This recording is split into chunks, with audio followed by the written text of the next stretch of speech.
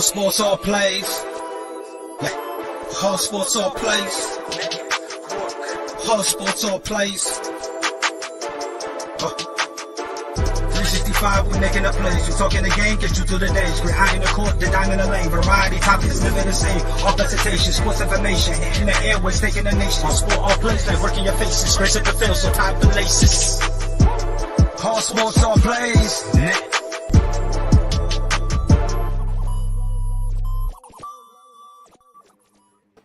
Good morning, ladies and gentlemen. It is March 22nd. Welcome to ASAP in the morning. It is the ugliest motherfucker on the internet, Pride, joined by Ron. Ron, how you feeling today, my guy? ASAP in the morning. I guess everybody slept in today, Pride. Fact, bro. They ain't rocking me. Oh, hold on. Dustin's here. What's up, Dustin? Hey, I'm gonna be putting just on mic today because I'm driving. Oh my God, is this dude? You're going snowboarding again? No, I'm driving. All right, I'm going to Milwaukee.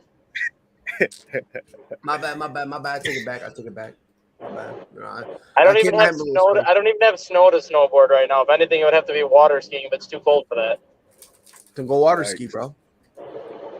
Ron, I'm giving him options. He hates me right now. We got a packed episode for y'all.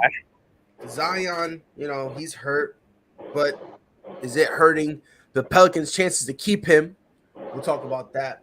The ringless boy wonder, James Harden. How bad does he truly need a ring? I'm going to ask our resident 76ers fan about that. Golden State has no Steph. Is that going to be no problem for them to keep that third seed? Well, I get into that. Before we start off, Matt Ryan. By the way, yesterday I was talking so much shit saying he wasn't going to get traded. And then he got traded. So, that's just how it goes. I never think they's going to get rid of him either. I thought it was too late. That was just me. I know they've been talking for a few days, but they said no team was actually ever serious about it. I don't know what the heck happened. The Falcons are class act arseholes. And you know what? They are. But you know who's a really top tier class act? Matt Ryan. This dude was like, hold on. Y'all want Deshaun? Oh, we can push my $7.5 million bonus out to the side. No problem. Matter of fact, before that, wait, hold on. I'm going to be the largest cap hit ever. We can restructure my contract. So that's one. Then they tell me we might want Deshaun. You know what? Just hold on to it just in case. Just hold on to it. Then after that, they didn't get Deshaun. They were like, hey, we might trade you. He goes, you know what? Hold on to it. Matt Ryan, and again, I'm not his biggest fan, but he handled this entire situation with such class, such dignity, straight intelligence that I almost hope he makes the playoffs. Almost. Really? But, Ron, Matt Ryan to the Colts, what difference will it make? So, I got a couple questions. How did he handle it so professionally? Matt Ryan? Just because he didn't come out crying when they was talking about Deshaun Watson? Not only he didn't come out crying, but on top of that, he was willing to stay. And then this man straight up said that $7.5 million, hold on to it, so that way if we hit the deadline, boom, then I'll take it. I don't know about True Ron. What other outside of Tom Brady? I think Tom Brady is the only other quarterback who would do this. Taking out, yeah. Outside of Tom Brady, what other quarterback would be put in this situation and be like, okay, it is what it is. We'll go step by step. I ain't gonna complain. I ain't gonna cry. I ain't gonna kick. I ain't gonna scream. We're gonna sit down. We're gonna have a rational conversation, and we'll figure out a solution to this. And they still traded him. And they but again, I mean, if I'm Matt Ryan, I'm glad I got traded. I'm glad, because think about it. Whoever, like, we're gonna talk about Marcus Mariota. Him going over to Atlanta, his stats are gonna look horrible, and it's not gonna be his fault. They got just Kyle Pitts and sure Cordell's there too, but it's just really Kyle Pitts. The kid's gonna get triple teamed. I don't care what nobody says. When they played the Falcons, there's no safety help. I don't care what no one says. There's no safety help over the top. They're straight up jamming this dude at the line. Pride. You mean to tell me the Falcons had an opportunity to draft a generational quarterback last year? They didn't, right? They didn't have a top 5 pick in the NFL draft and could have took Justin Fields, right, Pride? No, they decided to take a tight end. Instead of bringing a rookie quarterback, put him under the tutelage of Matt Ryan and prepare for the future. No, they said we're riding on Matt. A whole year later comes, and they can still do the same thing. Bring in a rookie quarterback, let him go under Matt Ryan for a year or two, learn the league, be under a great veteran. No, they go and chase Deshaun Watson, a criminal, and then boot Matt Ryan. The whole continuity, the CEO of the organization, Pride. They just said kick rocks. Guess who we're bringing in for replacement? Nobody. No, hold on. I take offense to the Deshaun Watson statement. For Deshaun Watson, he ain't guilty. All right. Guilty, I don't know if he's innocent. I don't know about that one, Chief. I don't know about that one, but he ain't guilty. You feel me? All right. We just know one thing. He likes massage parlors. We'll leave it there. Dog, I don't know, man. Like the Falcons are just. I don't know what their direction is. I really don't. And again, disappointment. When they drafted Kyle Pitts, I didn't like it. Not because Kyle Pitts is a bum. Not because of Kyle Pitts himself. It's like the direction you're going, you need a quarterback. And last year's draft had some. Correct me if I'm wrong, Dustin. Was one of, if not the deepest quarterback class in the last, 10, 15 years? It was the deepest quarterback class since that draft that had Eli, Roethlisberger, and Phillip Rivers. And I think this class is deeper than that. I think it's way deeper than that. Oh, man. And the Falcons said, we're not going to take nobody. Yeah, so they took Kyle Pitts, which, again, Kyle Pitts, I like him. He's a phenomenal tight end. I like him. But let's be honest, man. At some point, you just gotta sell the franchise, burn it down, relocate. Because this is ridiculous, bro. You had an opportunity. Yo, these bozos passed up on Justin Fields. They passed up on the hometown boy, Justin Fields. They passed up on all of them. And we had to throw Mac in there too. I did. Michael McCorkle-Jones. That's his name. That's his government name, Ron. Okay. That's his government name. And listen, if you're with the Patriots, bro, if you got a special place in my heart, I memorize your legal name, William Stephen Belichick. That's Bill Belichick's real name. Swear to God, I don't know if he's gonna lock me down or if he's gonna start hitting threes. I don't know who I'm getting, bro. But you know what I mean. But dog. I have no idea what the Falcons are doing. I've never been so confused in my entire life. And Ron, you were alluding to this. This entire situation could have been avoided so easily. So easily. You had the pick, you go get a tight end, and, you do your thing. And then Joe said, Jafford did it last year. I'm assuming he's talking about the whole contract thing, which again, yep, nothing but props to how he handled it, but dog, Mariota's gonna work some magic in Atlanta, dog. Only magic he's gonna pull off is his disappearing act, bro. I'm not a fan of Marcus Mariota. Who says stuff like that, Pride? Yo, it's like saying the Detroit Pistons gonna win the championship. That's like saying the Chicago Bulls are a good team. That's like saying Connecticut has a team. Whoa!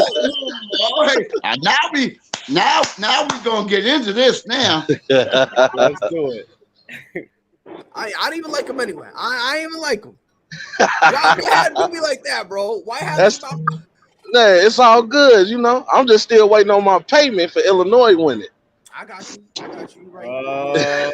Yo, Ron, I thought Chattanooga was gonna smack them by 13. And I was feeling good in the first half. They were up 13. I was feeling good.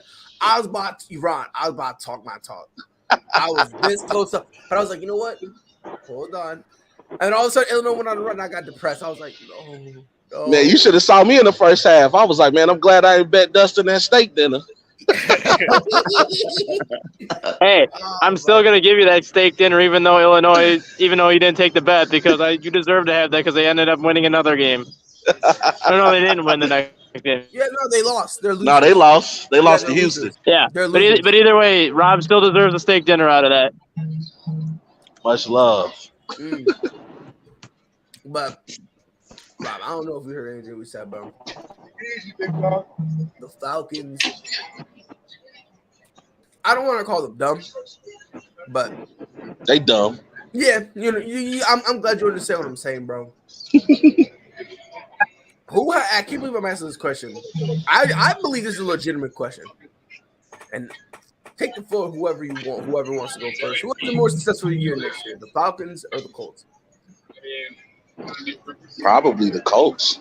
You think so? I'm on with the coach. I think they took a massive step back. They still got Jonathan Taylor, right?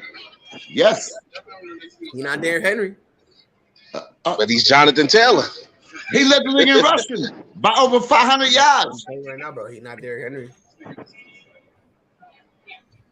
I get what you're saying, but I'm saying, bro. Jonathan Taylor he's definitely a great running back to start with. He is. Yeah. But to solo carry that thing, I don't know, man. Oh yeah, it's gonna be hard now. That's what I'm saying. I think it was only one guy in the NFL. Who did they just get as their quarterback? Matt Ryan. Matt Ryan, right, yeah. I don't know if I trust Matt Ryan, but I got to give him a chance. He got some decent receivers over there, so Decent. Ron, to his point. Hey, watch for Julio Jones to end up in Indianapolis. Oh, yes, I agree with that. I think he will. Hey, and for sharp money as well. I don't think so. Not yet. There's plenty of other teams that can go to that he wants a ring with. He's in the point of his career where he wants a ring. I think that's what I would assume. He's starting to get older. Now he's becoming more injury prone. Now, even though he's still got the talent to be a number one, he's not as reliable. So now he's gonna have to take a step back and whatnot. I don't know, man. Pull Allen Robinson, bro. Pull Allen Robinson. Go to Kansas City. Juju don't need touches. Fuck Juju. You don't need touches. I don't know if y'all saw Juju. People were like, "Oh yeah, we got Juju." I'm like, "All right, you got a glorified number 3 receiver. Settle down." I'm like, settle down. Yeah, Juju's a little overhyped. Well, if you're saying he's a glorified number 3, isn't that a good thing? Because he's like a number 5 option. Dog. Yo, listen, Ron. This is how you know it's bad over there in Colts country, bro. This or Chiefs Kingdom, whatever you want to call it. This is how you know it's bad. You lose Honey Badger, replace him with Juju, and think shit gonna be lit. Come on, man, stop playing, man. And don't do that. I can go with that. I can go with that. I got questions, bro. Cut.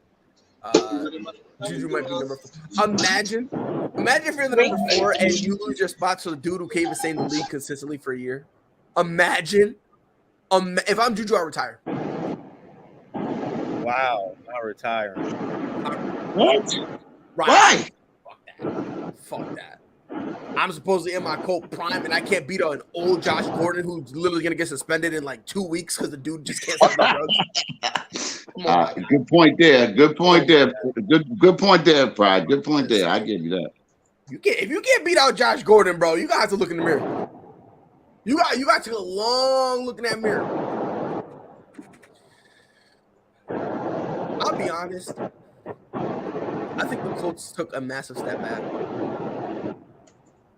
I don't think last year they were one game away from being in the playoffs. I don't think they're nowhere near that. But 100%, I'll be shocked if they finish 9-8. I'll be shocked if they finish over 500. Yeah, they got to be better than the Titans. That's their only way to the playoffs. Which I think the Titans take a massive step back.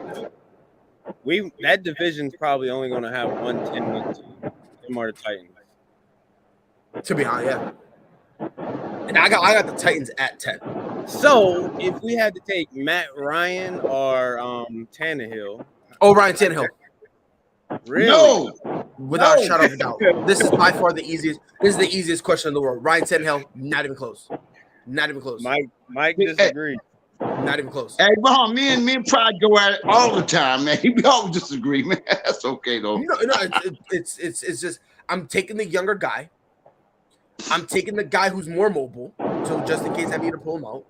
Based on how Indiana runs their offense, Ryan Tannehill's a better fit. So you got the younger, more mobile guy with a better arm. Let me get this correct. I'll be right back. Maybe it's just me. I think that the accuracy is a wash at this point in their careers. I think the accuracy is a wash. Correct. I'll be right back, man. It's crazy. This is the only division. This is the only statement you can make in a very long time. This division comes down to which running back is going to stay healthy. 110%. Jonathan Taylor. Yeah, because there hasn't been a division riding on a running back in a very long time. Yeah, 100%.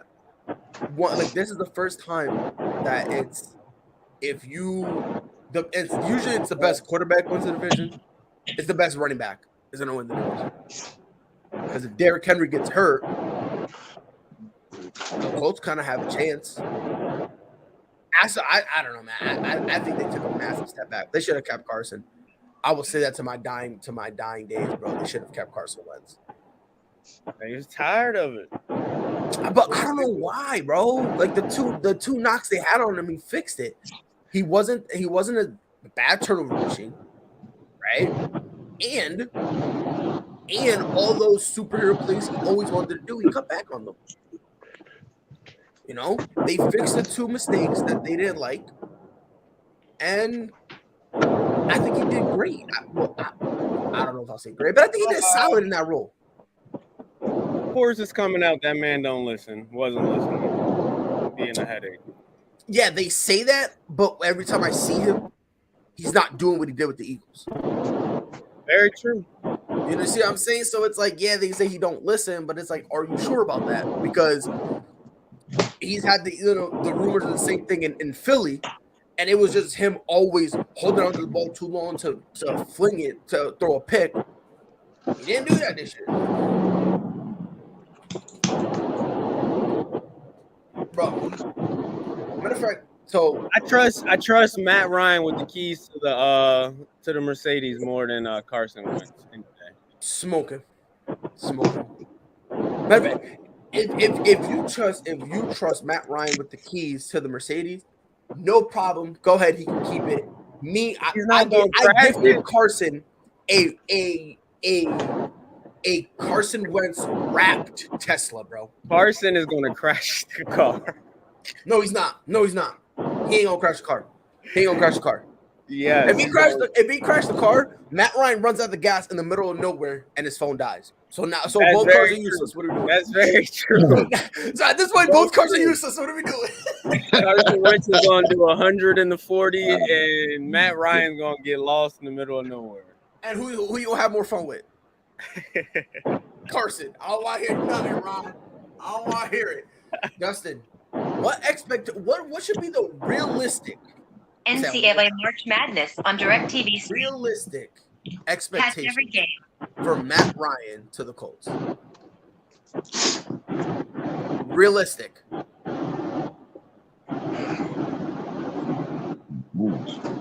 hear 9-8. I hear him. I agree. Was that question to me? Yeah, Dustin. Oh, it was a question. Sorry, no, that question was to me. Yeah, no. What really? Yeah, this is to you, Dustin. What realistic expectations should we have for Matt Ryan goes to the Colts? Realistic expectations will be 37 to 3,800 yards passing, 25 touchdowns, 15 interceptions, and he's going to give you a chance to make the playoffs. Who would you rather have right now, Matt Ryan or Carson Wentz? Matt Ryan. I hope he gets stuck in traffic. Because I can count on Matt Ryan to stay healthy. I can't count on Carson Wentz to stay healthy.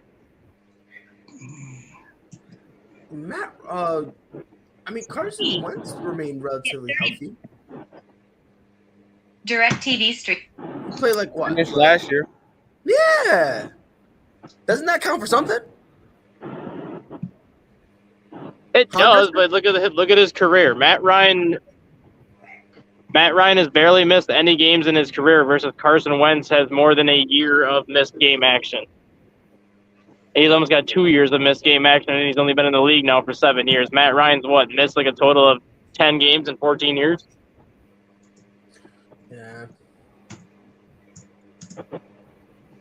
Yeah. No, you're right. You got it, coach. You got it. I'm still taking Carson though. I'm taking Carson. Even prime for prime, I'm taking Carson. I don't care. Is it sad to say that right now we are seeing Carson Wentz's prime? Isn't that kind of sad? Yeah. But he did it. He did it to himself. Not that he did it to himself. He plays football like it's NFL, WWE, and he takes his risk on the field. And he got injured up in Philly, and clearly it lowered his athletic ability. Arm talent, accuracy is what he's relying on. Okay. I think this is just me. I just think that he's constantly has this feeling of I gotta prove myself. You know what I mean? Like It's just he always feels like he without a shadow of a doubt needs to prove himself. It's like in his mind, I'm not really wanted, which kind of sucks because that's kind of what leads to some of the wild play that we see from him. Because in it almost comes across just like the way he plays. It almost comes across as he's just every pass needs to be a touchdown. I can't have an incompletion. If it's not a touchdown, it needs to be a 50-yard bomb. Every play needs to be a highlight play. It's just that's just how it feels. And I understand it to a degree because, if you're a quarterback and and if you feel like your franchise doesn't believe in you, you're never going to be able to reach your full potential. You know what I mean? You're always going to feel like, because once you make that one mistake, you might end up, start getting down on yourself and whatnot. But this is where I do have to come down a little bit on Carson because even if you feel like it, you at the bare minimum have to believe in yourself, and you still need to be able to control yourself to the point that you're not throwing stupid interceptions into double teams, which I think he was doing a great job of not doing in Indy. I really thought he was doing a great job not doing that. He was taking what the defense was giving him, regardless of what it was, whether it was a little dump off. Carson Wentz is trash. He's yet another Dak Prescott. He's just game manager QB. He wins games when it's important, but he still wouldn't win you a Super Bowl. I completely disagree.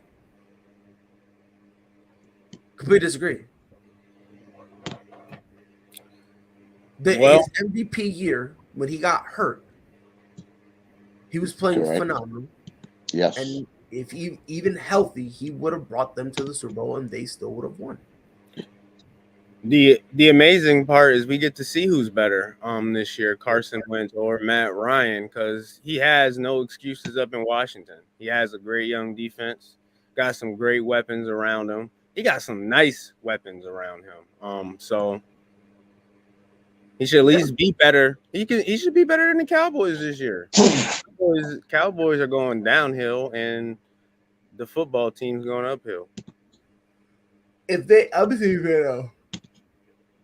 I wouldn't be shocked if the Redskins got 10 wins. I think there's a legitimate chance that Washington could win the division. I think there's a legitimate chance. I I don't know about winning. I'm not doing that. I think there's a I'm not legitimate doing chance that. they could win the division. Philly got a lot of toys that they about to be picking up at the candy shop.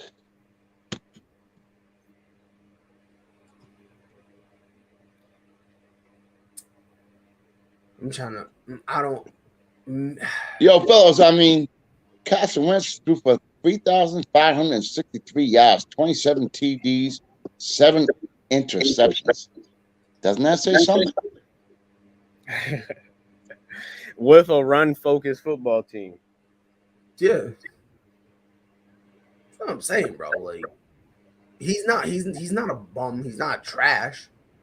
You know, he went to a new system that obviously, as soon as Jonathan Taylor just all of a sudden wanted to be the best running back in the NFL.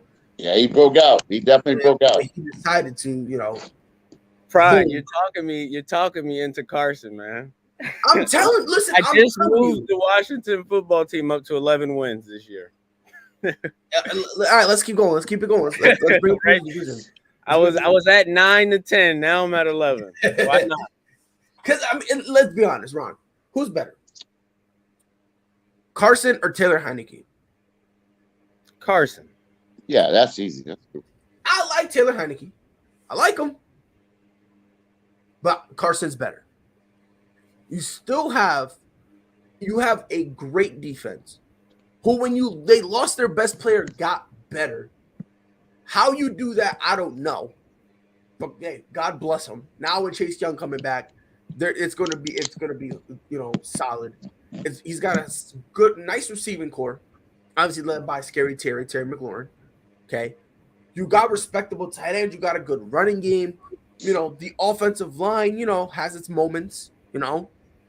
But top to bottom, I think Washington has a legitimate chance. I think this year, and yourself. There's going to be plenty of playoff spots available with the Seahawks no longer relevant. I don't know. I guess the Cardinals are still going to make the playoffs. I wouldn't be surprised if they drop off. I think they'll still make the playoffs. I think Niners or the Cardinals, one of those guys drop off. Just realistically. I think the Niners. If anyone drops out, probably the Niners. But again, that all depends on what they do. God knows if they end up, if they get Baker Mayfield, we'll have another conversation. Which might be a possibility because we don't know where he's going. If the Niners think Baker Mayfield's a better option than Garoppolo, He kind of is to an extent. I feel like they're the same thing. I don't know. I just think with the system with Baker, I don't know. I trust Baker more out of the pocket than I do Jimmy G. That's just me. I don't know. You know what I mean? Quarterback that took me to a Super Bowl and an NFC Championship game over.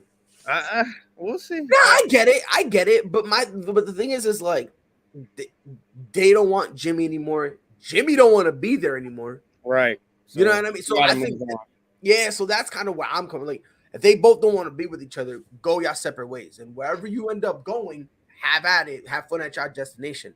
But if you're gonna do that, I mean, there are people who are saying, "Oh yeah, they're gonna put Trey Lance in." Hey, give him a shot, see what happens. But some fellas, if Baker has that surgery and he comes 100%, don't you think his performance will be a lot better? I'm not the dude that says, "Oh yeah, 'cause he was injured." If you step on the field, I can't give you that pass. I can't, because you know yourself, and if you thought in your mind I would still be able to play at least a good enough standard where we could have won. If you step on the field, that's what that tells me. So I'm not gonna say, "Oh yeah, he had a bad game, but he was injured." I'm not the type of dude who will give him that excuse, because if you were injured that bad, you wouldn't have played. If you thought either the pain was too much or my performance would be horrible, I'm not gonna play. So will he be better? Maybe. He already had the surgery, so yes, he's if I'm not mistaken, he's already healed up and everything because he had it. I think it was the last 2 games of the season. He missed last 2 games of the season because he had the surgery. So Right. wherever he goes, I don't know, but if I'm the Niners, you gotta make a decision because going into the regular season, if you're rocking with Trey Lance, you're stuck with him. Correct. Yeah.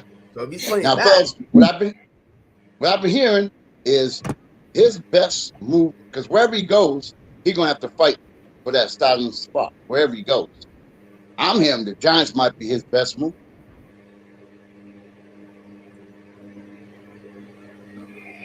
maybe I wouldn't do it. Like the 3 teams I'm hearing, the Niners, the Seahawks, and the Dolphins. Which I hope he doesn't go to the Dolphins. I like Tua. I like Tua a lot. I think he's, you know, give him a couple more years and let's see what happens. He needs to get out of the AFC. I honestly love the Seahawks, but you know, one of the things that Odell was complaining about is Baker is not the quarterback that can get the ball to any point of the field. Like his back shoulder throw isn't all that, his deep ball isn't all that. And if he goes to the Seahawks, I love it because he get Metcalf and Lockett some great options. Oh yeah. Mm-hmm. He really gonna be able to maximize those guys and make the throws.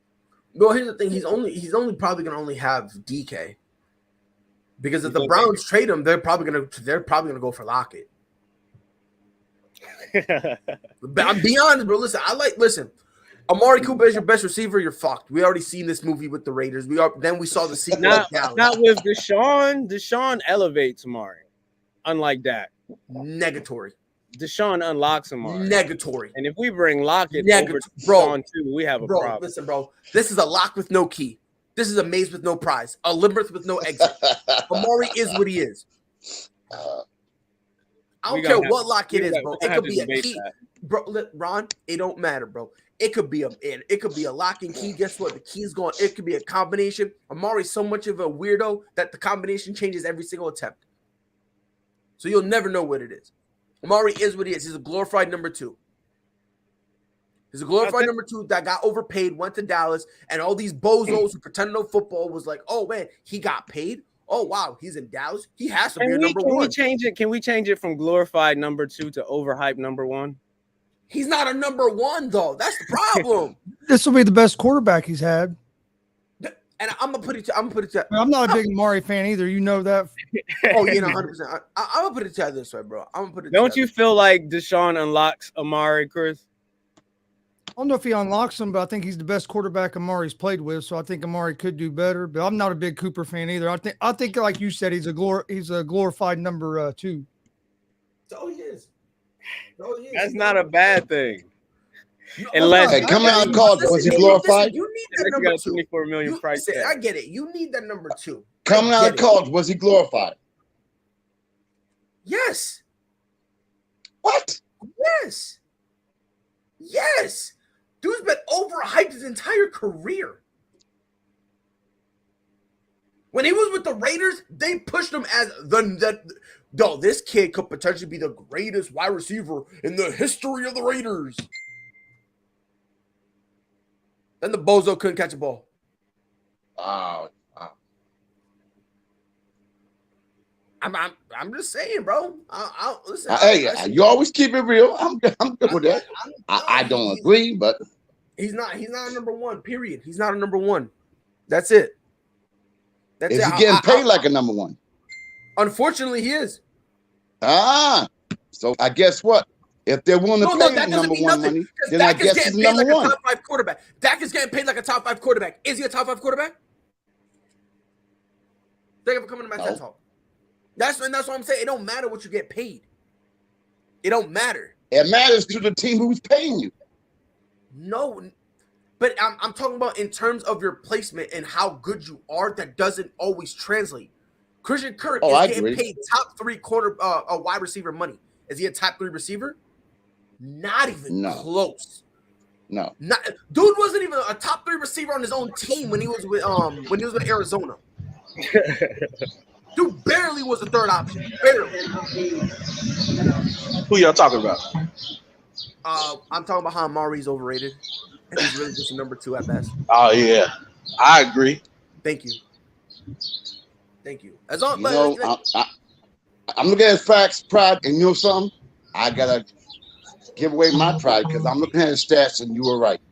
Yeah. I mean, 108 games career. He only had 58 games, receptions 517, career average 13.7 per catch, TDs 46. I got you. You got me on this.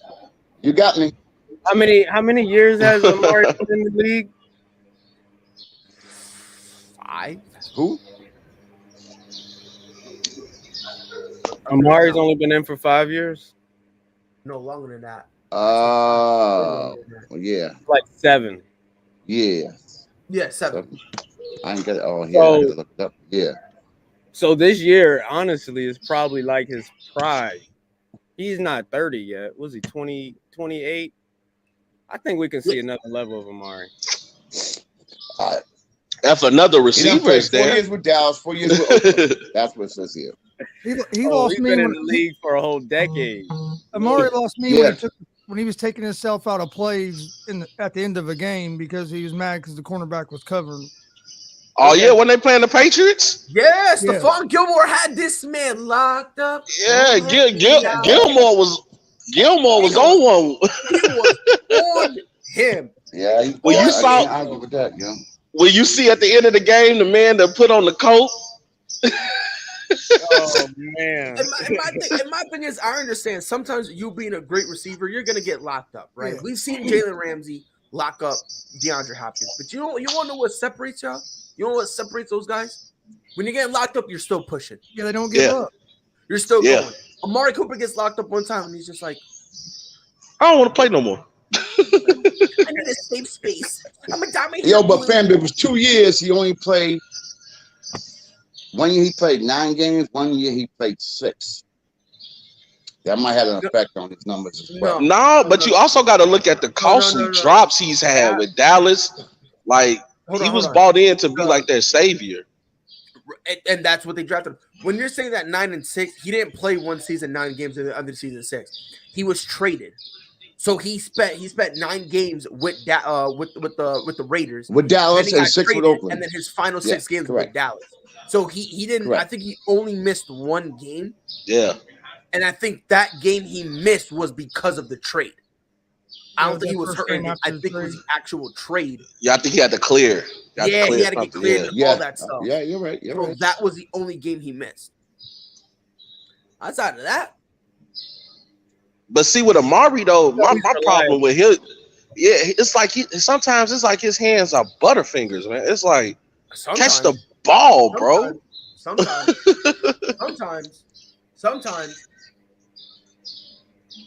But see, this is why Dallas was in the shape that they were in, because you're banking that Amari Cooper is the end all be all, and he's not. He can't even spell it.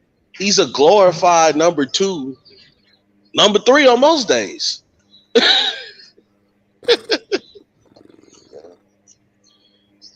Rob said it, not me. This is Rob's 2 cents. Yeah, and he's a number 2. But let's be honest. Hold on. In Dallas, right? In Dallas, it was him, Michael Gallup, CeeDee Lamb, had Randall Cobb for a little bit, right? It was those guys. Yeah. The wide receiving core in Cleveland, Amari, which you already took a L because you're repeating the same. This is a trilogy, okay? There's the trilogy of a bad movie that nobody wanted to see. but the producers were like, "Yo, come on, we got to do it." So he goes there, right? He's in Cleveland. Donovan Peoples-Jones. Yeah. And what happened to like? I like Peoples-Jones. I like him. He's not ready for that spot just yet. No, I agree. I put him in the same category as Deontay Washington from Pittsburgh. They're ascending. They're heading in the right direction. They're getting there. Just not quite there yet. Just not consistent enough yet. Just yet, and that just comes with experience. Imagine, these are young guys. Imagine talking about consistency with a dude in his prime. Yeah, we got a problem.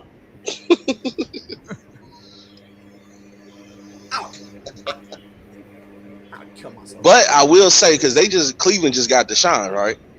Yeah, I will say that level of quarterback play is definitely better than having a Baker Mayfield back there. Right. Relax. Pump the brakes. All right, pump the brakes. I'm going based off who Deshaun was before the allegations. I'm just saying. Just don't. You're right. I agree with you. Just relax on Baker. Relax. All right. No, Baker's a good guy. A good State Farm guy. Yo, Rob, Woosah, relax. He's a good. Free Baker Mayfield. Ron, it's gonna be a backhanded compliment in like 2 minutes. No, it's not. Ron got an iPad and an iPhone. Yo, Ron, let me be like you when I grew up. Let me hold one. Ron's not gonna like this, but Baker's basically a glorified backup quarterback at this point. Hey, yo, Chris. Chris said it, not me. Chris said it, not me. Chris, who's your quarterback again? Hey, I know we have Matt Ryan. I know who we have. Okay. I bet you would have been happier with Baker, huh? I don't know who I'd have been happier with, to be honest with you. Chris is like, I wish Carson would come back. I'd rather have Wentz than either one of them right now, honestly. I said the same thing. Ron hit me. He threw a book at me. I can't say that. I wouldn't have Carson Wentz over Matt Ryan. Right now? Right now, I would take Matt Ryan over Carson Wentz. I don't know, Rob. We done talked the Redskins up to 11 wins. Yo. Ron, I think you better take that back. No, the Commanders. Excuse me. I refuse to call the Commanders. I'm calling Washington. I'm still calling them the Washington. Look. The mama called the Washington. I'm gonna call them Washington. Rob and Chris. Ron came in there and said, "Yeah, he's like Washington. They go make 9 wins." After like 5 minutes, was it? He was like, all right, 10 wins. He said 10 wins. 2 more minutes after that, he was like, all right, I can see 11. So we're headed in the right direction, bro. I'm hoping by the end of the episode, Ron will say, you know what? They have a chance at the division. They going for it. Carson Wentz got the weapons, the defense. He's got the anger. He's going to be mad at the Colts. And he's going to be mad at the Philly. He's probably going to beat Philly both and then games. the same division as Philly. But unfortunately, they play in this. MVP, bro? You know what, though? It's a chance that they can win the East. Yeah. The NFC East is trash. Slight. I'm gonna give him a little bit. Ron, you said yeah? Yeah. So hold on. Washington can win the division? You said there's a chance, right? There's somewhat of a chance, right? And Ron, you agreed? Episode's over. Yep, I agree.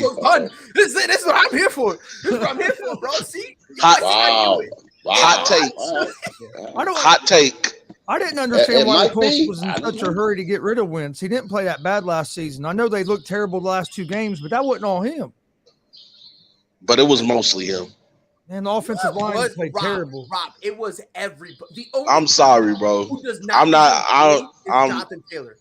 I'm not letting that go. Y'all lost to the Colts. To the Jaguars. All you had to do was beat the Jaguars to get in the playoffs. And you couldn't do it. Good point. Couldn't do it. I understand that, bro. I understand what you're saying, bro. But again, you can't solely blame Carson Wentz for that. This the same guy who, when he was with Philadelphia, threw 16 touchdowns, 15 interceptions, bro. I don't have no faith in Carson Wentz. Wait a minute. You talking about that final year when he literally was throwing the ball to himself? Hey. All I know is Nick Foles won the Super Bowl. That's all I know. Congratulations to him. All right, I'm giving it to him. He did it, but I'm not. And by the way, because you're talking about the Colts losing to the Jags, the Colts defense gave up what 25 points. Yeah, they did. Like 25. Oh, they was horrible around the board. But hey, and if we gonna blame the quarterback when they do good, you gotta blame the quarterback when they do bad. I'm with you. If you want to blame some of that on Carson, I have no problem with that. He deserves some of that blame because he wasn't exactly playing great himself. I think he threw for that game. He had 1 touchdown, 1 interception. I don't even think he got. I don't even know if he even had 200 yards. I think his completion percentage was like 50% or less too in that game. He went like 17 for like 20 something. So if you want to blame Carson, I'm good with that. All I'm saying is top to bottom, everybody needed blame, including Frank Reich. 100%. Yeah. Especially in that Jags game, he looked so disconnected. And I just think that what I think the main reason was, I think they went in thinking it was going to be Kate. They did. It was Jacksonville. You like, if it's one team I can beat, it should be the Jaguars. The Colts was the only team Jacksonville beat the whole season. This is kind of funny. Wasn't that the same week that Houston beat the Chargers? Or was it the week after? I think so. Oh, that was a. No, Nate says, I can't believe I'm saying this, but I feel bad for Baker as a person. I feel bad for him as a player, too, to an extent. What? I kind of feel bad for him. And the reason I feel bad for him is this. And again, maybe I'm just biased. I like him, so maybe that's what I know you like Baker. Stop with the biasness. Everybody likes Baker. He got commercials on every Baker looks like a cool guy to hang out with. But as a football player, bro, as a quarterback in the National Football League, you had everything handed to you. You had one of the best running games in football. You had great receivers, and you couldn't get the job done. And I just get tired every time he messes up. Oh, it's this. Oh, it's that. Come on, man. Just say I didn't play very good. And that's fine. You got him to playoffs. And that's my thing, bro. Like again, if you want to blame him for some of the losses when he plays poorly, I have no problem with that. We need to stop this myth that it's because of Baker Mayfield. We need to stop that myth. We need to stop that. Who's a harder team to get to the playoffs? The Detroit Lions or the Cleveland Browns? At the time, Cleveland Browns, not even close. At the time, it was Cleveland. They both went 17. And Rob, we're not talking about this. We're not talking about this Detroit Lions. All right. I'm talking about the franchise period. Oh, period. Oh, any generation. Detroit is trash in any generation. 100%. I don't know what's more trash, Detroit or Chicago. It's wild, bro. But no, I'd say Cleveland. Cleveland definitely. I love how you try to throw Chicago in there. Don't worry, the monsters of the Midway will be back. Don't worry about that. I'm glad you said that. Be back just to leave again. But he can't say that with his chest out though. My only thing is this is because right now they're like the monsters under the bed, you know. Yeah, Monsters Inc. right. They're Monsters Inc. right now. Not even, bro. It's at Monsters Inc., bro. Like, you know how in Monsters Inc. they had the doors, and that's how they would like be able to go in the closet and whatnot. They went to the door. You're back in the warehouse, bro. You eat lunch. The Monsters eat lunch, bro. Thank God, bro. But listen, and here's my thing with Baker, bro. I think Baker's a good quarterback. I really do. I don't think he's great. You know, there's some tendencies he has that, I don't like, and I think unfortunately we're starting to get to the part of his career where he's about to enter his prime. So if you can't stop doing that stuff now, it's going to be difficult for him to stop doing it later down the road. I think what hurts Baker is he gets judged as being a number 1 overall draft pick, and he got overdrafted. He shouldn't have been number 1 overall. I'll be honest. I think that hurts him because he takes some criticism that he wouldn't take if he wouldn't have got drafted so high. Well, this is the same franchise that drafted Johnny Manziel.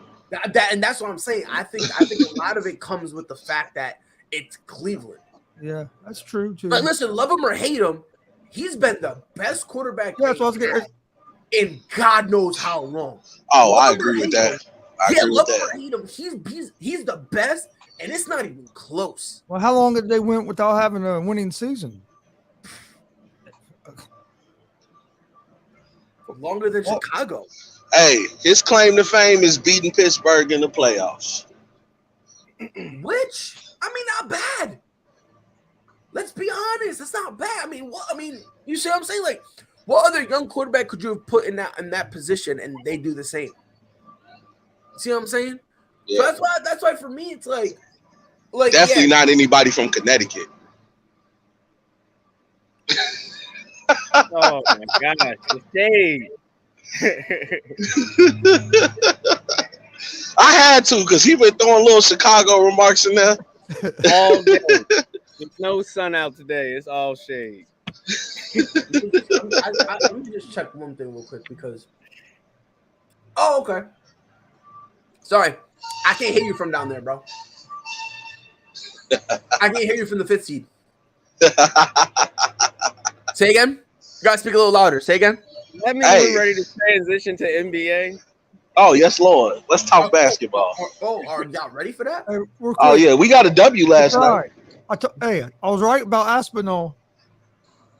I hate you with a passion. I want you to remember that, Chris. I was watching. I was like, by the way, Chris, or not Chris, Rob. April 6th. That's when we will travel to Chicago and beat the shit out y'all. So, be very. Ooh, Boston. Oh hell yeah, we gonna beat the bricks off y'all. Ain't nobody scared of Boston. For real? Nobody's scared of Boston. Let's see, Chicago. Oh no. 42-29, 3-7 in your last 10. Oh, y'all won a game. That's neat. That's cool. You're neglecting to mention the fact that we're starting to get healthy now. What, for y'all to get re-injured again? Stop playing, bro. I heard this song and dance for Rob like 15 times. Oh yeah, bro, we starting to get healthy, and then all of a sudden, damn. You sound like Ron Simmons. Damn. Hey, but you know what though? Chicago has an excuse. What's Boston's excuse? We're the 4th seed. Look our nuts. We're 9-1 in the last 10 on a 4-game win streak. Oh my God! Right, the energy behind your what's he talking about? What's going on there? You was here when I was down bad. I was telling you should be encouraged. And I told you I want to be. But the main problem was the fact that if we got punched in the mouth a little bit, we were like Chicago.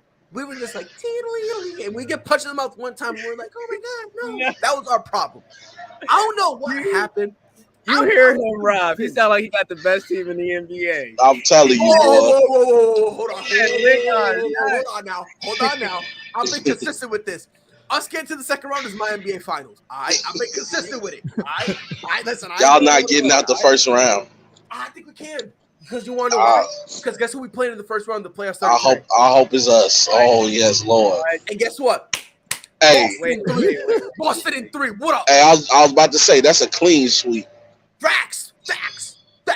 Just like Chicago 4. That's the first thing you gonna need, homie. Chicago in 4. Zip him up. We gonna zip him up. How do you feel like the Celtics aren't making it out of the first round, Rob? They're you got to say they're at least. Yeah, Rob, I can't believe you're saying that, man. Because if they gotta play the Bulls, it's over. No, it is. It is over. I agree with you. It is over for Chicago. I'm with you. I agree. Wrong. Jason Tatum gonna have to score 50 every right game. now in the league. Who has the best defense in the NBA right now? Boston, not even close. I don't care what nobody says. Boston, not even close. Boston is not even close. Not even close. We'll see when this all said. Thank you. First time me and Prod ever agreed on anything, but that's Boston is not even close. It's not even close. Hey, you know what? Hey, Mike. Memphis is second. I will give you Memphis a second, but I don't think it's close. Mike, dang, Chicago Bulls is the 5th seed in the NBA, y'all. I didn't think that was gonna happen. Hold on, I will be right back, y'all. All right, Rob. I didn't think. That's good. You gotta come back now. I didn't think they were gonna be as injured all season. Like all the injuries I saw in the beginning, I was like, okay, you can get by through the regular season. But then when you guys get hurt, come back for a week, get hurt again, come back for 3 games, get hurt again, That's when I was like, all right, bro, this is ridiculous because I don't know. And again, Ron, I'm giving you I have no mercy for Chicago. Blaming our injury problems on Caruso and Lonzo Ball. Oh no, we fell off. Like the Denver Nuggets, both of their stars is injured. Golden State, they've been completely injured. We don't make excuses for nobody. Right. Definitely not for the Lakers and their injury. No, I'm just telling you why I fell off. Because remember, I was one of the people who were like, we got to look at Chicago. We got to look at them serious. I've been explaining to you why I'm falling off. Because if you're still dealing with injuries this close to playoffs, that's a problem. Yes. Especially considering it's reoccurring injuries. It's not like they're just twisting their ankle once and then coming back and then they're good. No, they'll twist an ankle, get hurt, come back, break a hand, they're out, then they come back, fractured rib, they leave, come back, punctured lung, leave, come back, shattered neck. It's like, it's just this weird, vicious cycle. So that's just the reason why I'm falling off. You know what Chicago's problem is? Oh, let me hear it. Vucevic. You think Vuce really is the problem? He's got what, like a 20? He's worse than Tobias Harris. The Sixers have a Tobias Harris problem. The Bulls have a Vucevic problem. You're just out there. You're taking $20 million. Vuce gets like 6-7 rebounds a game. He gets like 16 shots, averaging less than 20 points. Not even. Vuce is their leading rebounder. I know. Vuce is nice. He's I don't get 11 boards a game. I don't know where that coming from. And then he's their third leading scorer with 18. Yeah.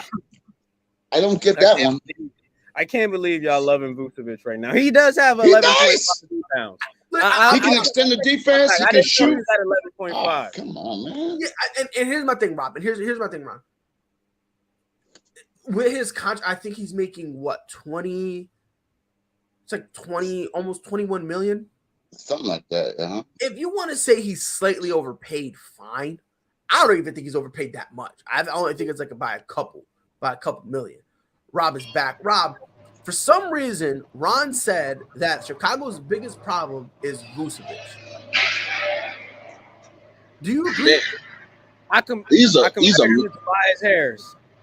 He's a major problem, man. Like, I love Vucevic, but like defensively, if you don't have Lonzo or Caruso playing that great defense on the wings, and it gets down to them meeting Vucevic at the paint, I trust them over Vucevic every time. Like, but he's trash defensive, and he hasn't been consistent offensively.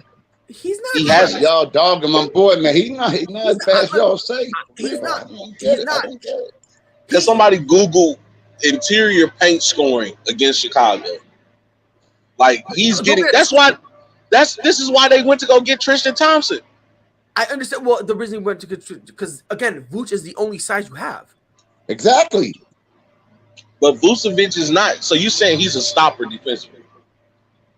I'm not gonna go as far as he's a stopper, but to say he's trash defensively, but he ain't trash. Bro. That's absurd. He's trash defensively. That's absurd. That's absurd. No, y'all wrong. No, this is the reason we've been screaming so much to get Patrick Williams back. No. Patrick Williams is one of y'all best defenders because he can go up, guard the perimeter, and he can do a little bit of paint work. Okay, yeah, and that's giving you more size. Outside of Tristan Thompson, outside of Vooch, what size do you have? I'll answer it for you. None. You got no size outside of them. We know this. That's why we got Tristan.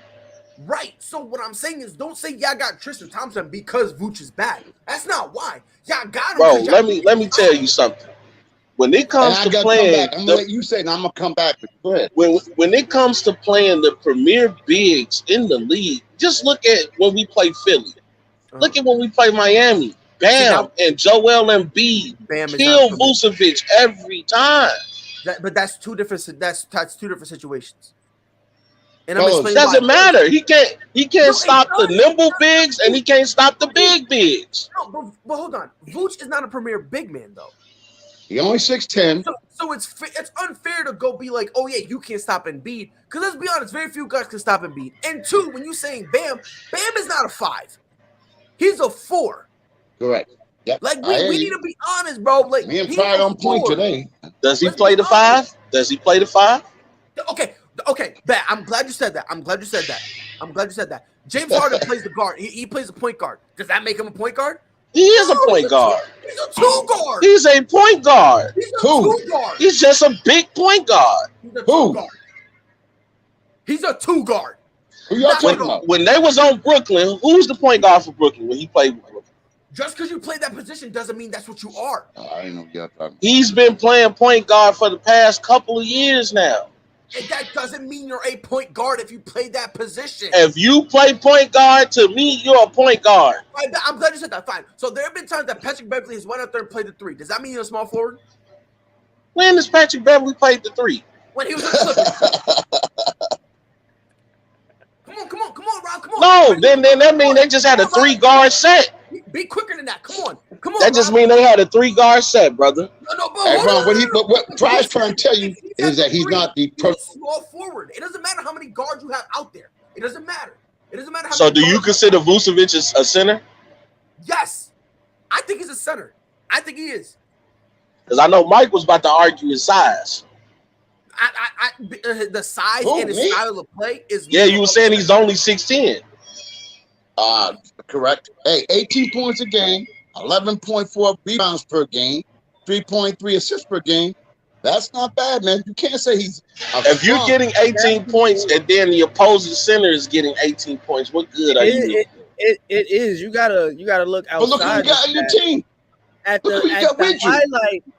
the highlight of him on Orlando, he was averaging 25 points per game, and now it's down to 16. That was not expected when they traded all that they did for him to drop off by almost 10 points a game. He's averaging less than. But the worst thing is when you look at the average big man in the league, they're averaging at like 65, high 50% shooting from the field. Vucevic shoots in the 400s. He's like 46% from the field. That's because he shoots from the perimeter. And his Why is he shooting? Why is he shooting from the perimeter? To extend the defense. So so in that same breath, we brutalized Kristaps Porzingis from always shooting from the perimeter. That's different. What's the difference? I'm explaining to you right now. Because Vooch sprinkles it in. That's the difference. He takes more threes than I like. And that's fine, but it's still enough for him to be in the paint and outside at the same time. He does both. The problem with Kristaps, and more specifically the problem that was with him in Dallas, he was always waiting in the short corner for Luka to dump it off to him so he could shoot a three. Correct. There were many times where he should have been in the paint. He should have drug his butt over there, posted up, and said, "Give me the rock." There have been multiple times where it was been a mismatch, and he's had a guard on him, and he's had a point guard or a shooting guard on him, or an undersized small forward, and he was still waiting in the short corner. He still plays the same way in Washington, and he's been getting away with that. They're losing. Bless his heart. So so Pride, let me ask you this. Let me put the fire on you. If you don't think Vucevic is the problem with the Bulls, who is the problem? I've been saying it ever since I hopped off our bandwagon. It's the injuries. That's really all it is. That's the number one problem. And Ron, I know what you're saying. You're shaking your head saying no, but it's not just Lonzo. It's not just Caruso. Zach LaVine has been out too. You've only had one consistent player, and that's DeMar DeRozan. He's playing great. After COVID. Okay, yeah, and again, hats off to him. He's playing great. But if everybody outside of him is injured and just keeps coming in like a revolving door, that's a problem. Yeah, how many games does the Bulls have had their complete roster healthy? Not many. Not many, just a handful. Not many at all. I would say like 5 or 6, and then Patrick Williams went down. This is Brooklyn. Hey, I'm gonna hit you with this one. But give me a minute. You just talked about how bad Chicago is, but yet you said they're gonna smack Boston if they get together in the playoffs. Oh yeah, because that's how bad I think Boston is. Wow. You really feel like Chicago gonna expose Boston? Boston has exposed Boston. Boston gonna expose Boston. They've been winning as of late. Yeah. Do I trust them in the playoffs? No. As of late. Let's not forget about the 25 horrible. games. How many Let's they not won? forget. Okay, Only one out of 25. you said 20. You said 25 games. How many games are in the NBA season? Let's not forget about the first half of the season. They were horrible. I'm not forgetting about the new first half of the coach, season at new all. environment, new players, new adjustments. Listen, I'm not gonna forget about the first half. But you ready? The funny part, even with as better of a first half we have, guess what? We're above you in the standings. Lick my nuts. I don't care. Don't take it so Connecticut. I'm gonna don't take it so personal. As you say, I'm gonna take it so. I'm not gonna be Bedford, Mass. I'm 20 minutes outside of Boston. I don't like the Celtics, but I know what I know, and they are playing tremendous basketball right now. Defensively, they're in sync, and they got depth in the bench. Pritchard's playing out of his mind. They made the trades to make it more effective. I think they're in sync with each other, with the coach, and they got the depth. They got the leadership in the locker room. I'm telling you, I don't like the Celtics, but I know what I know. Are we sure they got the leadership in the locker room? Who's their leader? Al Horford. Okay, I'll give you that. That's a great. Talk to me about that. I'll take that. 100%. We definitely got leadership in our locker room. We definitely do not. We've always had them. They had to step up. Y'all got fired too. Who's that? Jason Tatum and Jaylen Brown got a toxic relationship. They don't have a toxic relationship. No, they don't. No, they don't. They don't have a toxic relationship. See, they don't. This is what the problem is. Everyone wants them to have a toxic relationship. Why are y'all sitting there acting like Rob? Why are they toxic? They have had conflict. It's a lot of conflict because Jaylen Brown wants to be number one. No, exactly. Yeah, bro. That's not even the case. That's not even the case. The only time I really remember conflict in Boston was when Kyrie Irving was there. Thank you for coming to my TED Talk. I'll give you that. And they're supposed conflicts. Their conflicts are just simple disagreements that they get over. If you watch a Boston Celtics game when they're on the court, what do? They both take their shots, and as soon as someone gets hot, what do? The other one gets out the way. I seen Jason Tatum when Jaylen Brown is on fire. Jason Tatum would say, "Hey, yo, pop off, King," and he. That's how it should be. And same thing, vice versa. Okay. So I don't want to hear about this toxic relationship. It's not toxic. No, that's not true. Everyone wants it to be toxic because they want Jaylen Brown or Jason Tatum. That's all it comes down to. Rob is salty and he's butthurt because he wanted Jaylen Brown. That's what it comes down to. So he's trying to. Why would I want Jaylen Brown? Who's talking to you? Who's talking to you? I thought you said Rob. My bad. Hand down, mic down. No one's talking to you. I did want Jason Tatum. You do want Jason Tatum because Jason. Look. I'll take Jason Tatum. I ain't taking no Brown. You can keep Brown. Yo, Chris, I'm gonna say here first, and I mean it. Our second best player, Jaylen Brown, is better head, shoulders, knees and toes above the entire Chicago Bulls roster. At me. I'm gonna say it one more time. Jaylen Brown is head, shoulders, knees and toes above the entire Chicago Bulls roster. At me. I didn't say it, people. You don't have to say it. You don't have to look deep in your heart. I mean, we're gonna find out. Look deep in your heart. I'm chilling, bro. We chilling, and we living our best life. We ain't worried about you. Why can't the Boston Celtics make it to the Eastern Conference Finals? I'm gonna tell you. They can. I'm explaining why. I'm explaining you why. I know why. You can explain why. I can't stand you. The only reason is because if we end up winning, I do think we have a legitimate chance against Philly in the second round. Because if it's Philly, that's probably who it'll be. Because the way things are going now, if everything stays the same, Philly plays the Raptors in the first round. So that's why. So we'll either play Philly or Milwaukee. Philly better hope James Harden exercises his playoff demons. See, and that's really my concern with Philly. Like, can he really do that? Like, his demons aren't coming to like the third round though. And that's kind of where, to an extent, like, kind of. I could see the Celtics making it to the Eastern Conference Finals. Well, it just kind of scared me with Philly Team that worries me after the they most took. would be the Bucks. Hold on, yo, I don't Rob. I don't hold trust on. the Nets because they don't Chris. have their full team all the time. Hold on, Chris, because Rob was interrupting you, so I had to check him. Rob, right now, Chris is talking straight facts. He's talking logical. This is a very intelligent man. Chris, please start from the beginning, sir. No, I could see Boston making the Eastern Conference Finals. The team that worries me the most would be the Bucks because the Nets, you never know when they're going to have Irving, not have Irving, and I think they'll have them come playoffs. With the Sixers, yeah, Joel Embiid's playing his ass off, but what's James Harden going to do in the playoffs? We've seen him disappear, and we've already seen him disappear in a couple big games this year. I mean, to be honest, yeah, that Nets game. Excuse me, that Nets game was a big game. That Nets game was a massive game, bro. It really was. And fellas, can I ask y'all a question for real? Now, they made that big trade with Philadelphia and the Nets. Philadelphia got Harden, who's playing, and the Nets got Simmons, who now is not going to play for the rest of the year.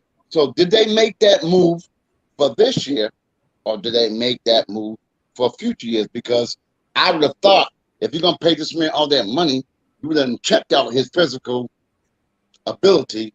And the fact is, they must have known, because when you have a trade, don't you have to go through a physical in order to have the trade go through? No. If you're already labeled as injured, there's no physical. Okay.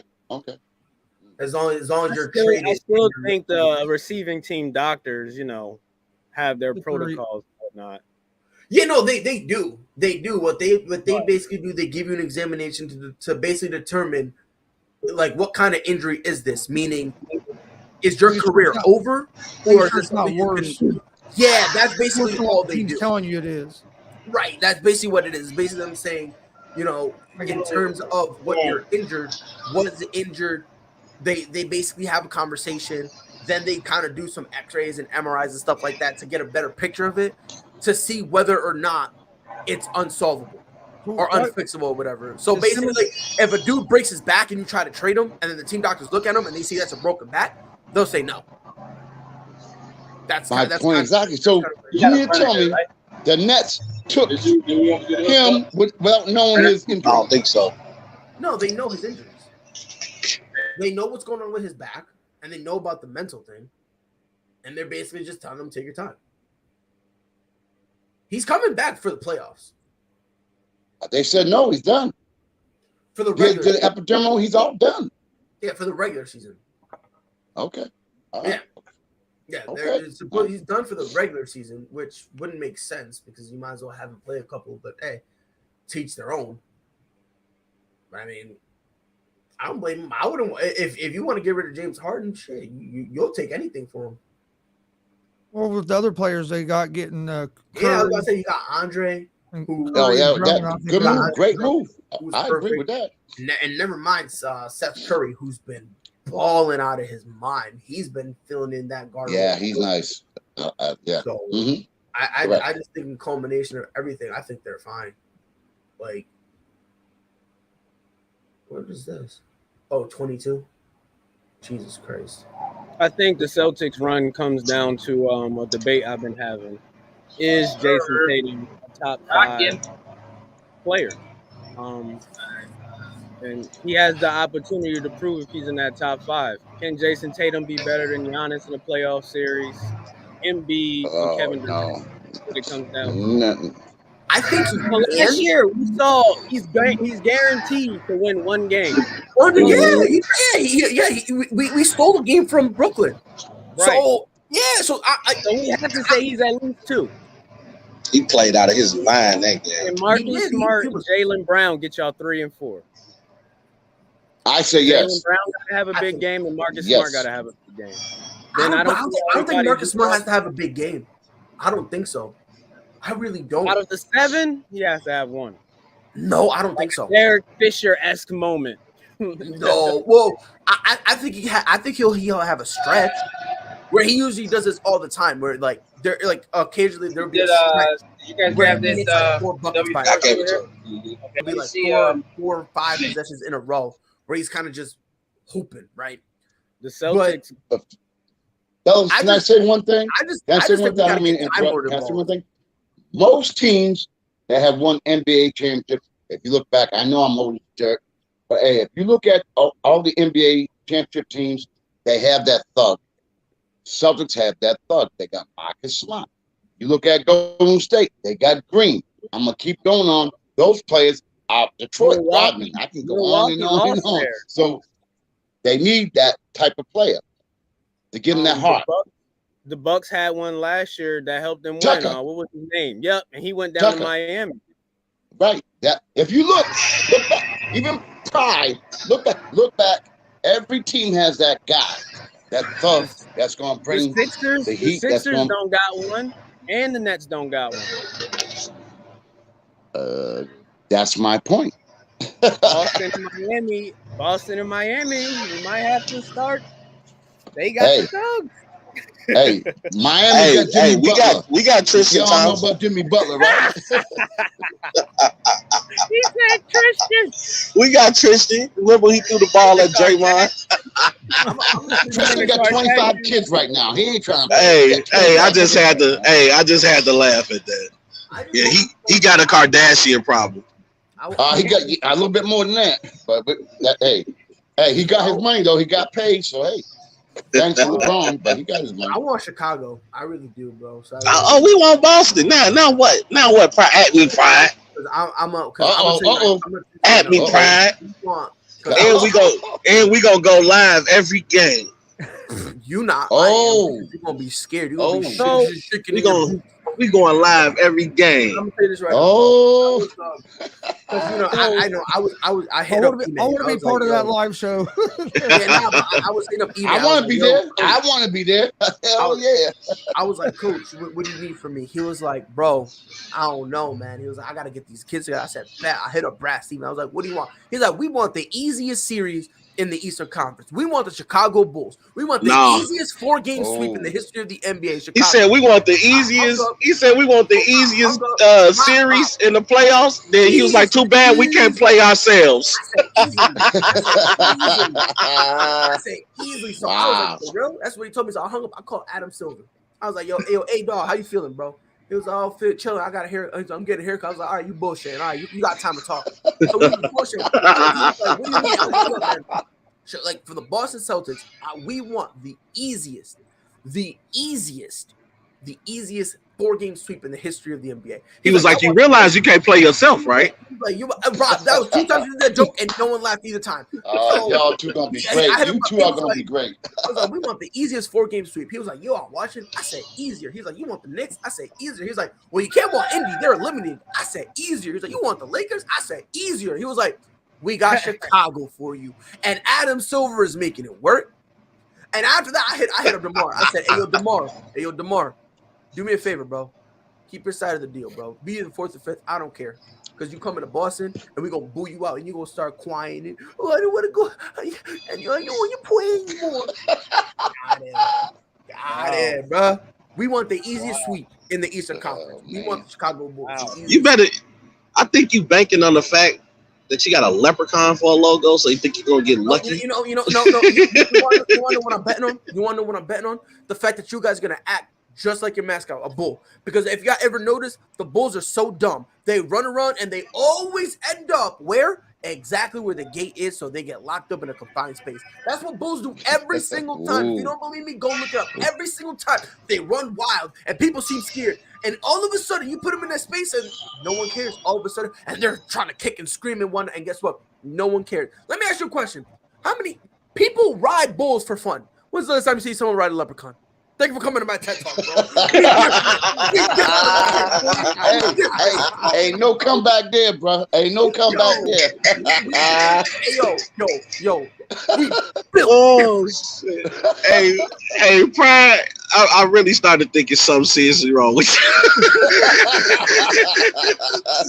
Hey, yo, that's determined by a group of doctors, bro. Hey, he said, when the last time you see somebody ride a leprechaun? Lord Jesus. Bro, let's do this, bro. I'm telling you. Maybe St. Patrick's Day or maybe. Oh, God. It's easy, bro. It's this easy. It's easy. We got more NBA talk. Rob got me so tight, bro. I'm sweating. It wasn't me. Get ready. This summer, the Arena League Sports is on ASAP Network. Tune in live on either the Tiki Live or Roku app, as well as your smart home TV.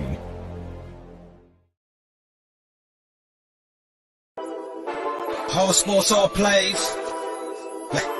Whole sports all plays. Whole sports all plays.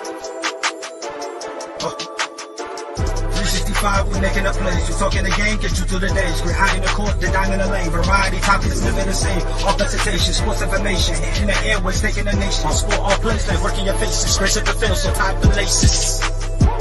Whole sports all plays. Whole sports all plays.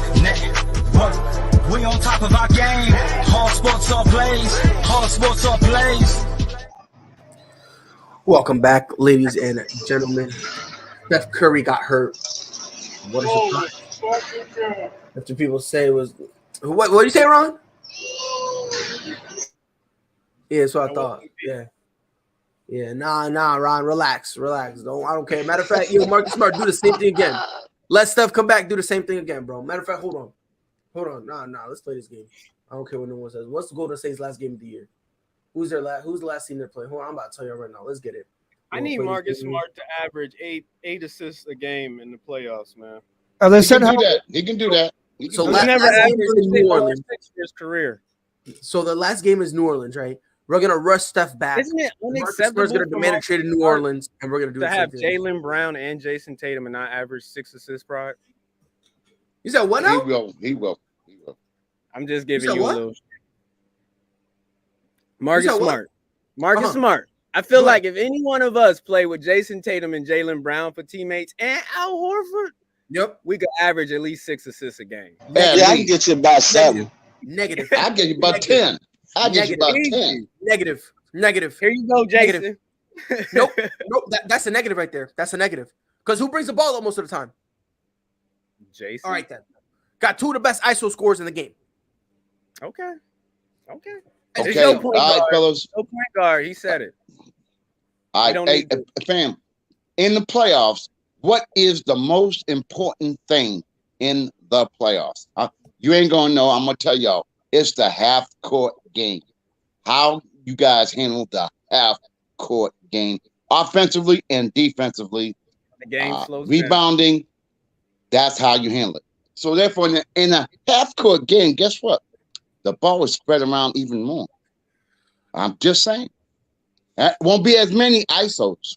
I'm just saying. Houston, we have a problem. You're going to need a creator. Come on, Marcus. There you go, fellas.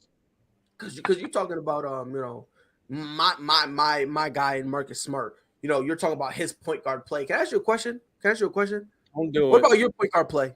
Oh, wait, he can't play because he always getting rested. He always rests in the playoffs. Stop playing, bro. Come on. I got a top 3-point guard. A top 3. He can't even count to 3. Stop playing, bro. I'm Rob, who would you rather have as your point guard, Marcus Smart or Lonzo? I'll tell you right now. I will tell you right now. That's Lord. I would rather have Russell Westbrook, an inactive John Wall. I would rather have an injured Luka Doncic. I would rather have a Kyrie Irving taking a full-blown sabbatical. Do you want me to continue? James Harden. I would. These are guys that take over James Harden. I would. Hey, Ron, you gotta step in, bro. Hey, we need to get some medication up in here with my boy Pride, man. Okay, hold on, Pride. Are you talking about taking them over James Harden? Regular season James Harden or playoff James Harden? Preseason, regular season, postseason, do season, no season, do regular. Ron, help him out, bro. It don't matter, bro. Yo. It don't matter. It don't He matter, said- he bro. said- I'm gonna get my doctor on speed dial to help him out if I have to. I'll take. This is who I'll take. This is where I straight up take. I'm gonna make the perfect player that I'll take over him. The mental state of Benjamin Simmons, along with his jump shot. Okay, And his bad back. and his bad back and all. Okay, matter of fact, Pride, the man. health of Joel Embiid. Okay, I will take the handles of Andrew Bynum. Okay, I can't pride. I know. I'm making a perfect specimen over James Harden, bro. I'm making a perfect specimen, bro. No, you're Matter not. of fact, Kirk Cousins play with a ball, right? Take away the football, give him basketball. Kirk Cousins will put up numbers. Disrespecting an MVP. You are blasphemous, bro. Yeah, Pride. You in a bad mood today, man? What happened to you, Pride, today, man? What's going on? We must be talking to sober Pride. Somebody get this man a drink. I gotta make a couple phone calls, man. I gotta make some phone calls now. Torn Achilles, Kobe. Torn ACL, broken neck, bad back. I will take Aaron Hernandez. Oh wow. Oh wow. There I ain't go there. I went there. 4,000 people to play in the NBA. There's only been 75 MVPs, and James Harden got one of them. James Harden, MVP. He's a top 75 player. Exactly. Hold on. Time About out. to win an MVP. Be careful with that Last MVP time argument. we seen Hold two on, Ron. MVPs on the floor together. Ron, be very careful with that MVP argument. You got to be very careful No. with that. You have to, because Steve Nash won too. Back to back. He ain't deserved that second one. I don't care what no one said. I love Steve Nash. He ain't deserved that second one. He didn't deserve the first one. Shit. I think you could have made an argument for the first one. Man, Shaq got the first one. Kobe should have got the second one. Exactly. Now when you're saying that, I wish we can go back in time and give him 3 in a row. Oh, Hey, fellas, when has all right, James I'm gonna just Harden get you a shirt that just say played- hater. When has James Harden played with a great big man?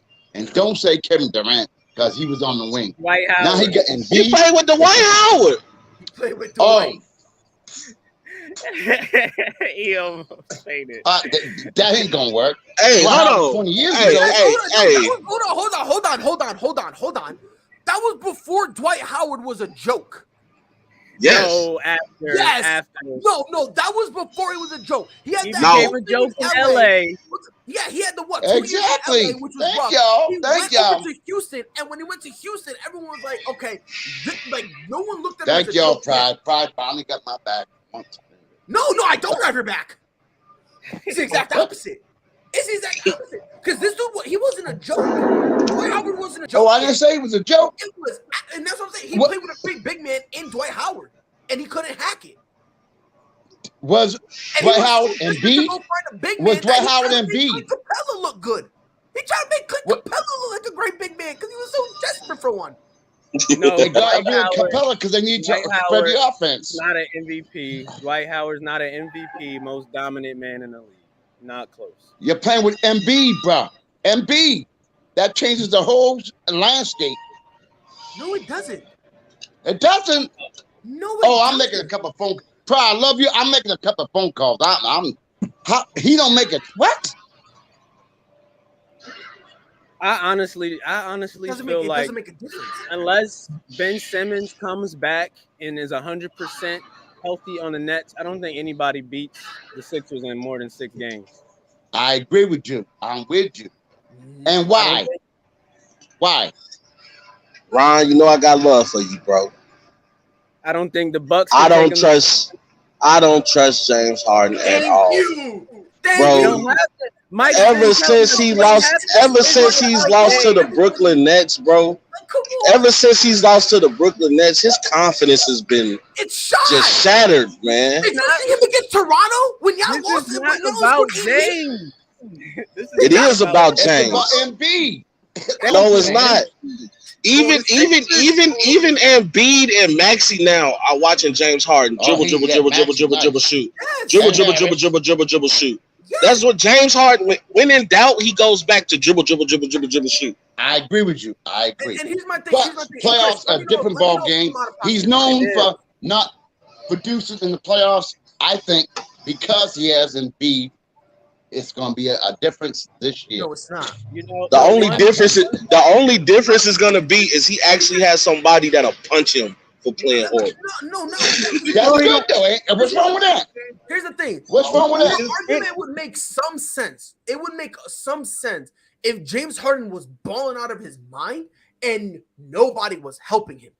Then it would make a little bit of sense. The problem is that the reason they lose in the playoffs isn't because he doesn't have help. Isn't because the coach let him down. It's because he just can't handle that pressure. So I need someone to explain to me. Whoever wants the floor, feel free. Explain to me how, with the addition of Joel Embiid, it will help James Harden play better when he still needs to be able to give you 25 to 30 points per game. I will wait for a response. I got this. Let me all talk on this one. I mean, me and Pride go at all the time. I love him, but I gotta keep it real. When Harden played for Houston Rockets, who was the point guard when they were up 3-1?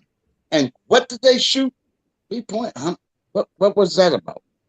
What I'm saying is, when he got hurt, and then all James Harden needed to do was win one more game, and he choked 2 games to end up letting Golden State go by him. Who did he lose? Oh, okay. He lost Chris Paul. I think you can. And guess what? At any time. Phoenix last year. Who did they lose? Chris Paul. But we're trying to get the point about James Harden. To the call, man. I know what I'm talking about. James Harden now has someone who can correct his whenever he goes cuckoo when he don't score enough. But they have back Maxey. They got Harris. He got more help. And if they stay healthy, Pride, I'm telling you, it's going to be different. Let's be honest. Do you think James Harden is listening to Maxey or Tobias Harris? No. Not at all. He doesn't care about comments from common man. Let me tell you something about James Harden. He's going to show up and give you 3 for 27 like he normally does in a playoff game. And I don't care how good Joel Embiid is. You're not going to be able to overcome that. You're not going to be able to overcome a bad James Harden in the playoffs. I'm sorry. You got rid of Ben, and you're still not going to win. And again, James how many options does Harden have with Philly? How many options does he have? Pivotal role. It's not like he's going to be a role player. James Harden still needs to be, at worst, the second highest scoring player on the team. He's your star. Yes.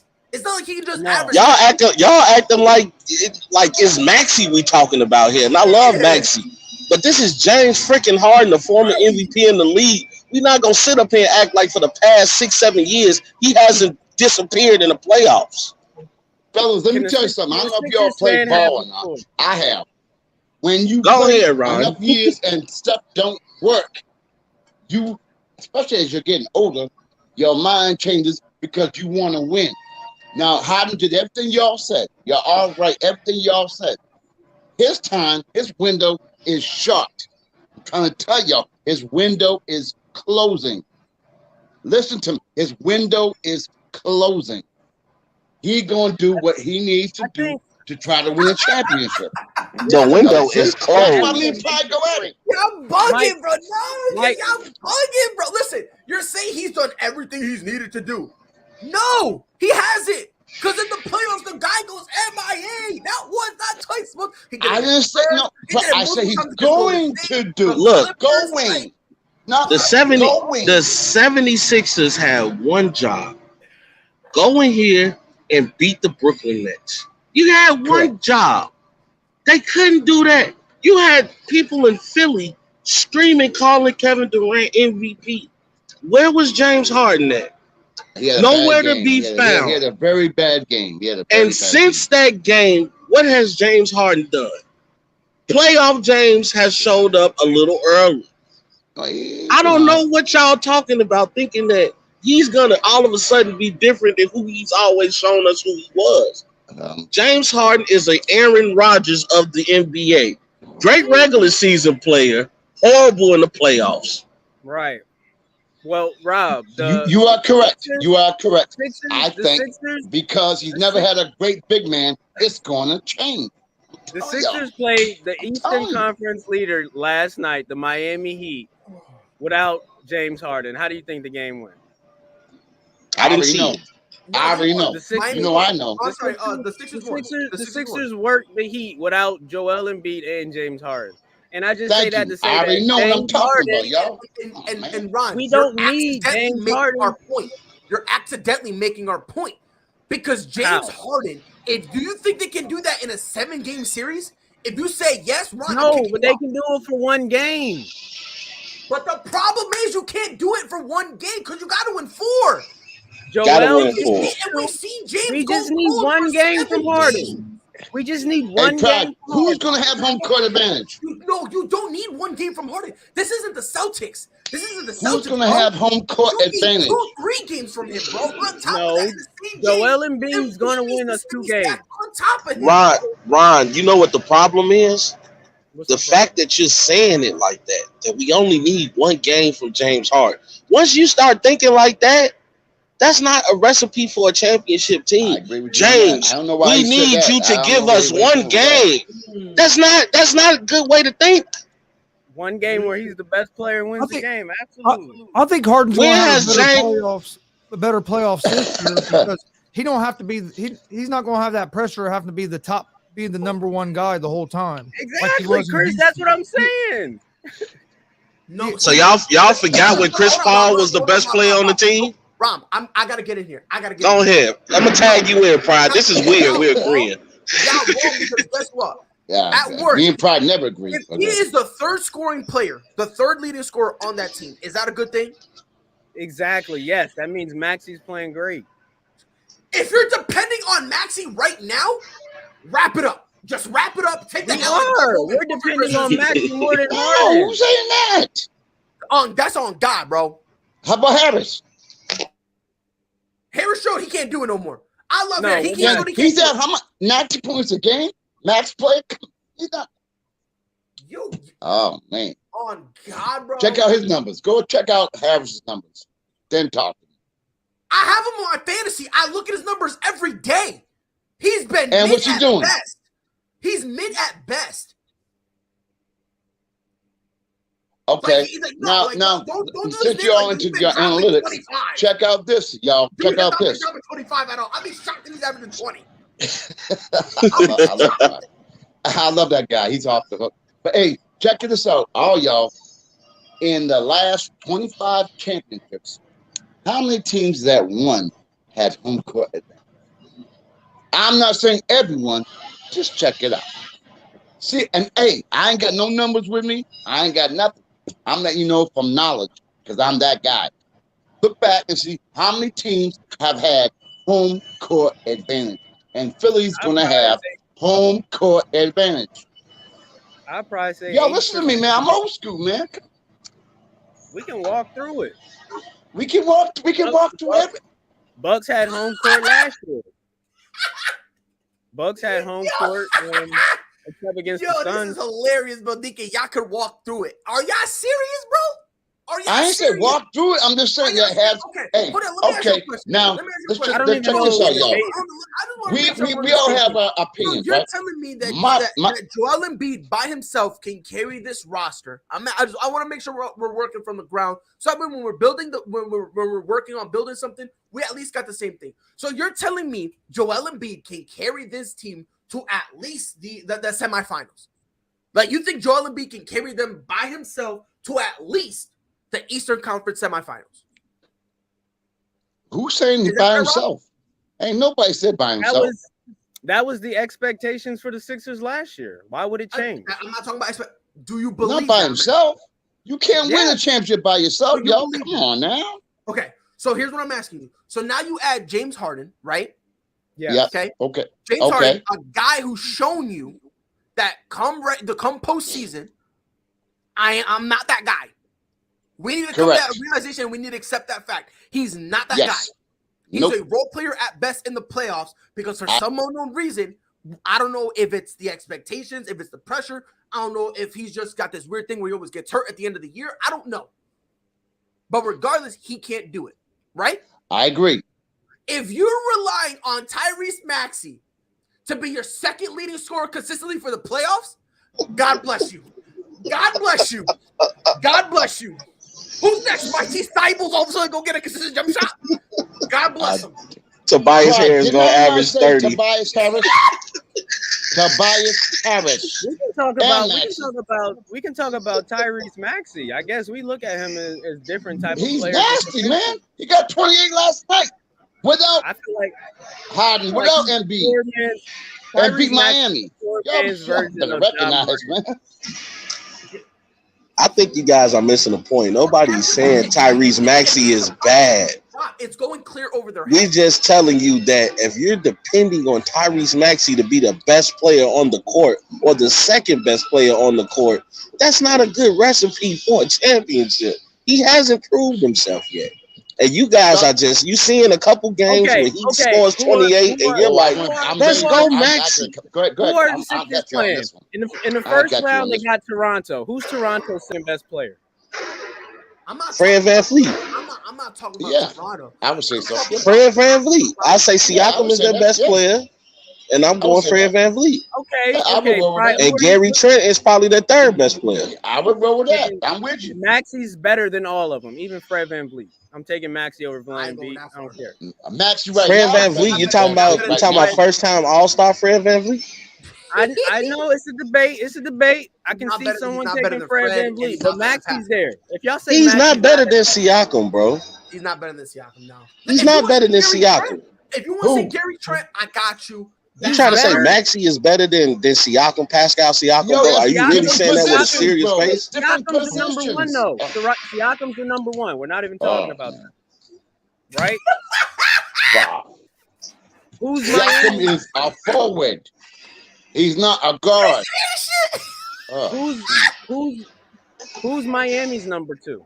Is Maxey or Tyler Hero? Not Maxey. You mean Hero or? I'm taking Hero. Jimmy Butler. Butler. Then I would say Hero. Tyler Hero. Butler, I would say. Is that what? Adebayo, whatever the hell his name is. Adebayo, whatever his name is. I can't pronounce it. But Adebayo, I would go Butler, then him. Then I would go Hero third. Y'all forgetting about Kyle Lowry? I was about to say. I would go with him. Maxey's Maybe not even better fifth. than Kyle Lowry. So I would go I don't even Robinson know what fourth. they babbling on about right now. Maxey's not better than Kyle Lowry right now, Buster. I don't even know what's going on. Maxey's not better. You do know Maxey's averaging like 25 points a game. You do know Kyle Lowry is an NBA champion. Maxey's averaging what? 17?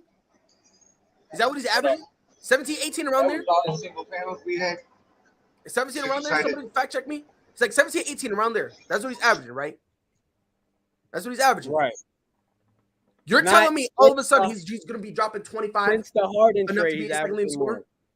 Since the Harden trade, all his numbers have gone up. You said since Harden, all his numbers have went up?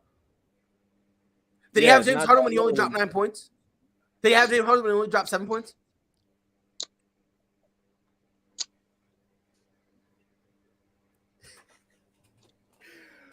You know what? Yo, have fun, bro.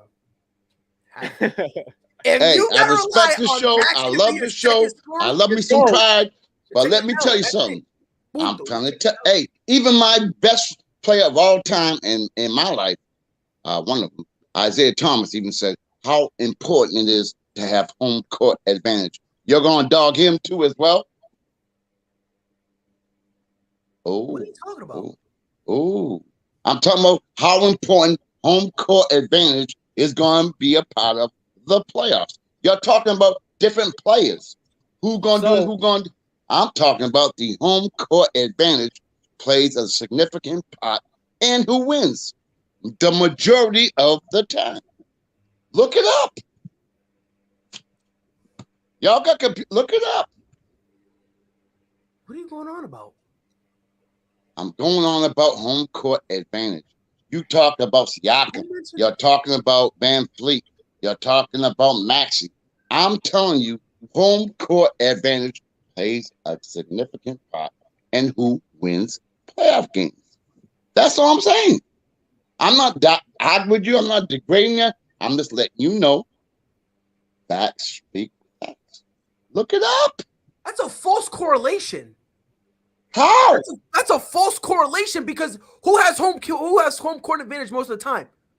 The better team. So that's a false correlation. So it doesn't necessarily mean just because you have home court advantage, you're going to win. I'm just saying, That's a false percentage-wise, they do. That's my point. That's a false correlation. Then no, it's a fact. You just told me the better teams have the home court advantage and they win. They're not winning because of home court advantage. They're not winning because of home court advantage. That's a byproduct.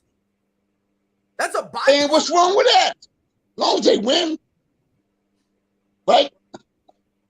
You're saying byproduct. Fine. Rebounding, byproduct. Assist, byproduct. 3-point shooting percentage, byproduct. Foul shooting, byproduct. So everything you're saying is a byproduct. Right. You're out of your league and you're talking about NBA with me, bro. I'm sorry. I'm that guy. I'm telling you. I've been there. I know. I'm not dogging you. I'm just saying. No, I'm lost.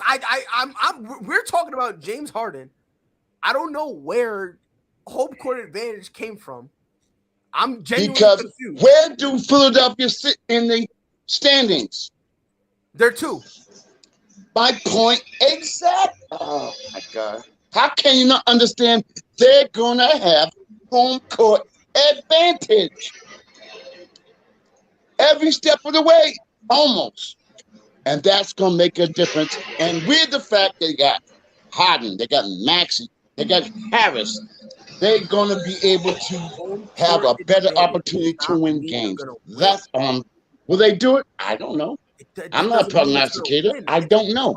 But I'm telling you, the fact that Harden has played terrible in playoffs, you are absolutely correct. All right, so he has done terrible.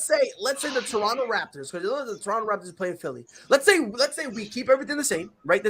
Let's say we give Toronto Raptors home court advantage. Are they winning?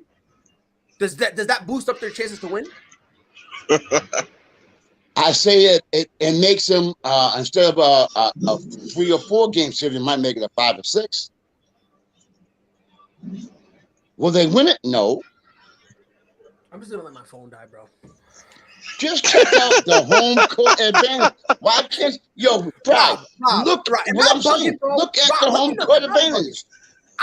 That's what I'm saying. He said about home court advantage, and my thing is it's a byproduct. Your byproduct is a fact because they're the better team. That's my point. If they have a better team, they have home court advantage, which means they have a better chance of winning. How hard is that to understand? I don't get it. They've proven during the regular season they have a better record. That's why they've been given the opportunity to have home game advantage. So you're telling me home court advantage is so much of a big factor that the Toronto Raptors could have home court advantage and they'll beat Philly? I did not say that. I said they'll be up instead of it going 4 games, it may go 5 or 6. And first of all, Toronto will never have a home court advantage over Philly. So there you go. You want to talk byproduct? They won't have a better record than Philly. So let's talk realistics. No. I am talking because you're going on a whole soliloquy talking about home court advantage is this important. That's what you're saying. Mind you. Last year, who's the number 1 seed in the West?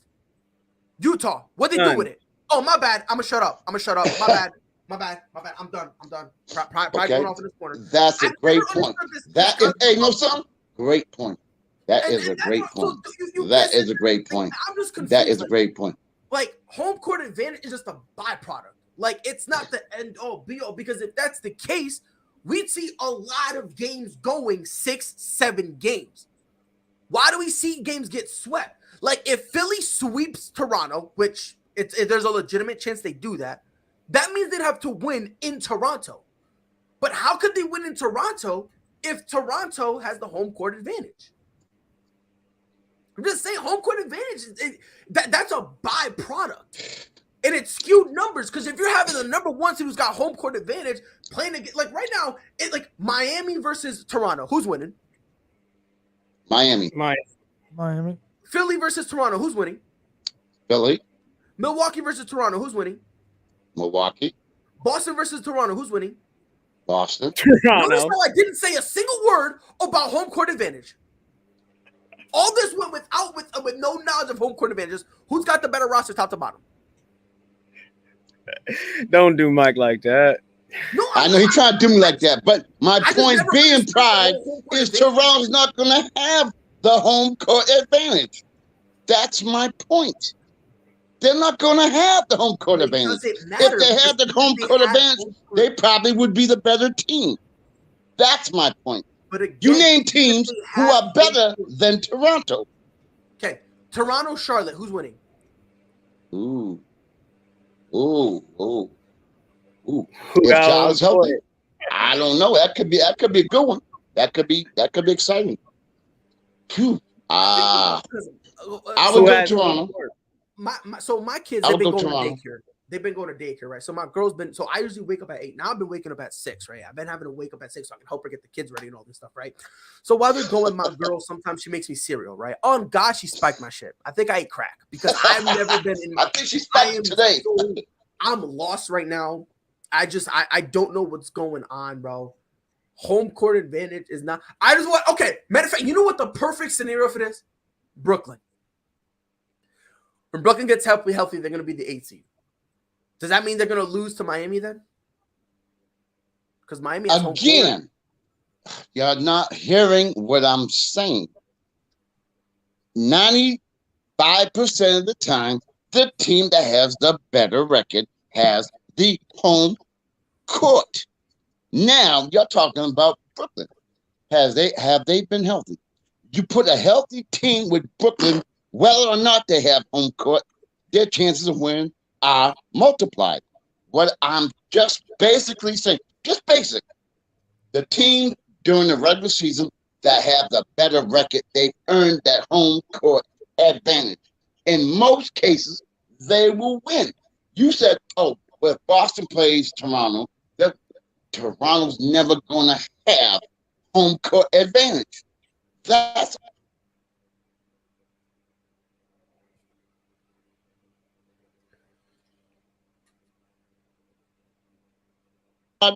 for the regular season. That's why they fight for home court advantage. Now, Toronto, when are they going to have home court advantage? So all the teams you named, and my boy was like, don't do Mike like that. Guess what? Do they have home court advantage? Did they finish one in the East? If Boston plays Milwaukee, no home court advantage. And guess what? I love our chances. Against Philly, I love our chances. No home court advantage. Against Miami, I double D, triple D, love our chances. No home court advantage. Pride, I'm with you on that. But that's going to be exciting. I'm just saying, holy shit. Who do you think the NBA experts, who's going to have?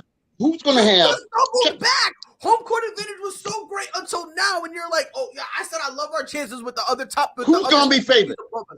And you said you agree. Who's going to be favored? What you just said. Who's going to be favored? The higher seed. Not because of home court advantage. How did it become the higher seed? Man, you know I need to sit down.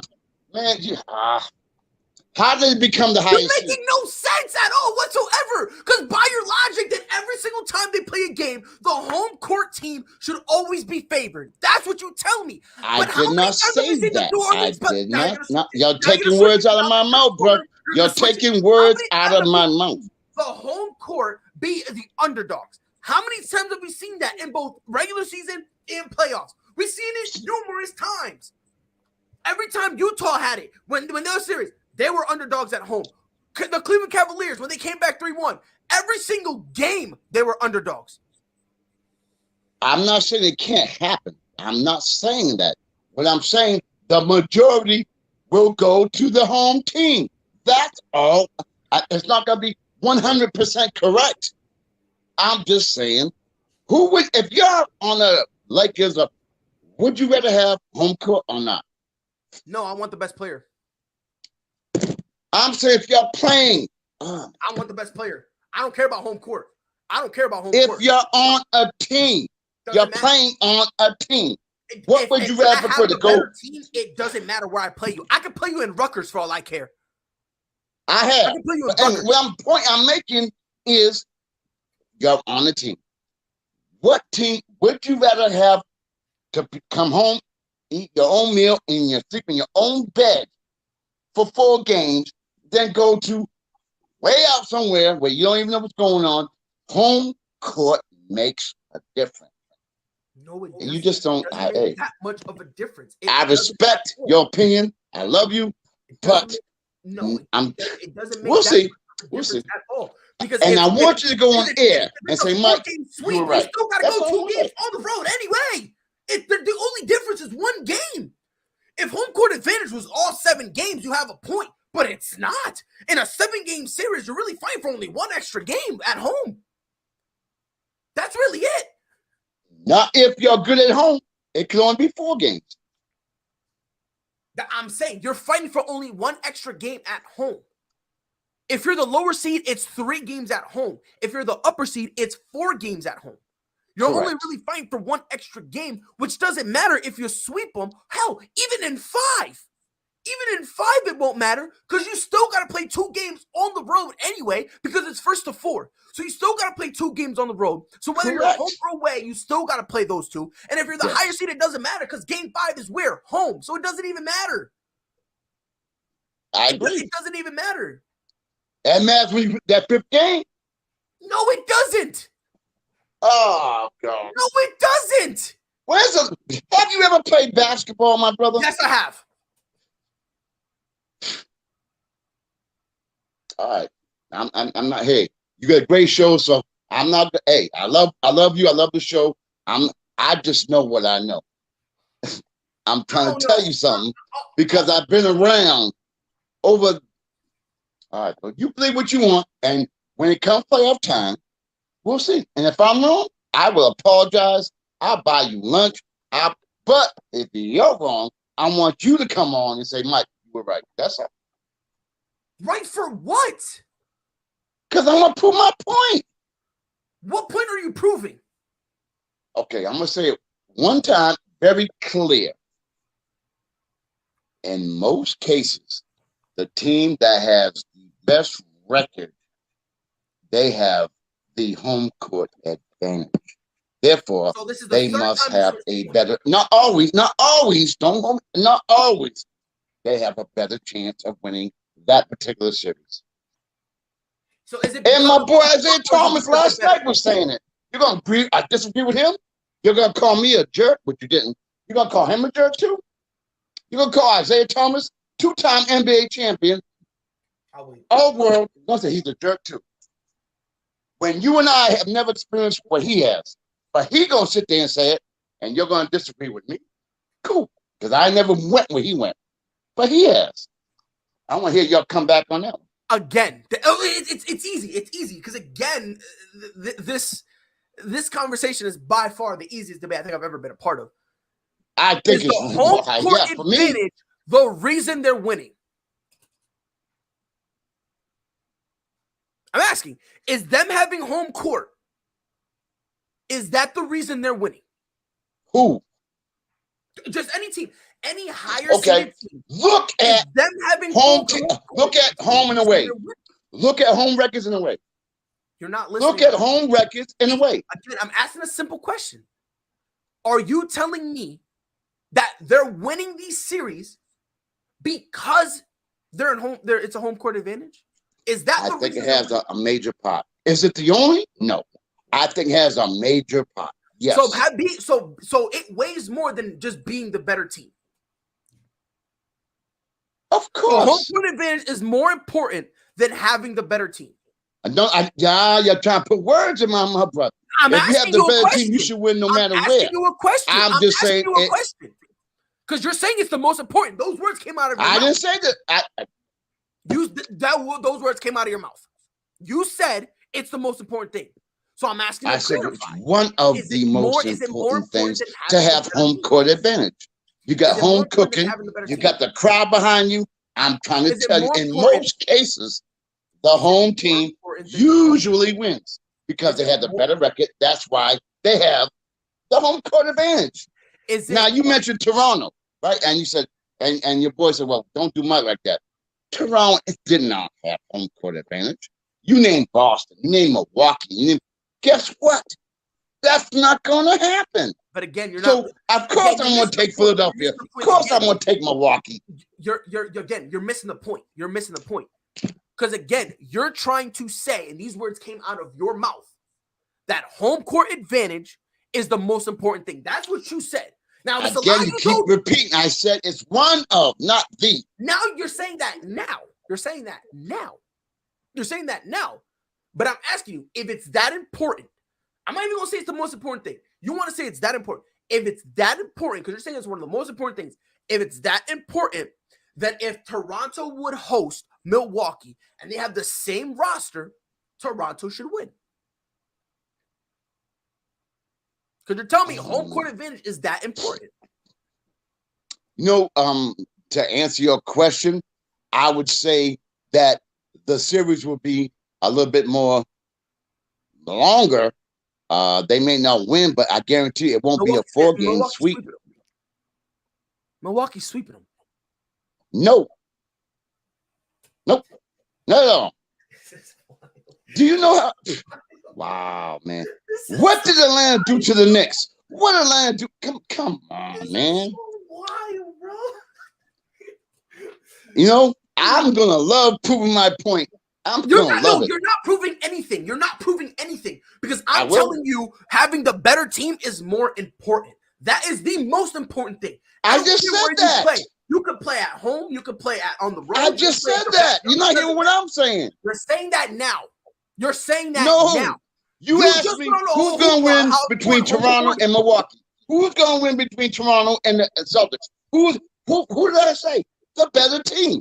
I'm not arguing that. It doesn't matter, and that's my point. It's not as important as you want to make it out to be. You're picking Toronto, who's nowhere near the teams who are up top. Fine, Cleveland. Okay, let's go Cleveland. Cleveland against Miami. Miami will have home court advantage.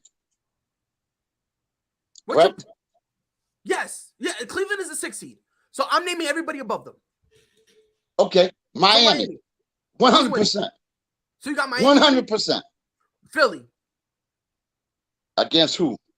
Cleveland. All these teams are against Cleveland. Philly. 100%. Milwaukee. 100%. Boston.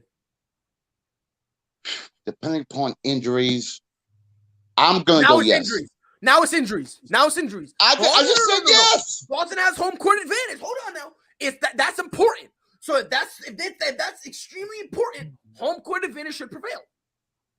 Okay. Look at Boston's home court record. Come on, Pride. It's about the same. We're 24-12 at home, 21-16 on the road. All right. What's the home record? Big of a difference. We still got 17 games left, Pride. What do you think is going to be the home record? Probably about the same. You stuttering, bro. Depending on how many games we have, maybe about 30. Maybe. I don't know. I don't know exact. I don't have all the exact figures. Maybe about 30, depending on the splits we have. Hey, the way the Celtics are playing right now, I don't know what they're gonna finish. They may end up second seed. I don't know. They're playing unbelievable. I don't know. But guess what? Would you want to play them at home? Who, Boston? Yeah. That's my team. Nobody want to play us, period. Nobody want to play us. No. You're not saying exactly. No, you're not proving anything because I said nobody want to play us, period. Doesn't matter for home or away. Nobody wants to play. Okay. All right. Okay. We're one of the hottest teams in the NBA right now, and we're the best defensive team at this point.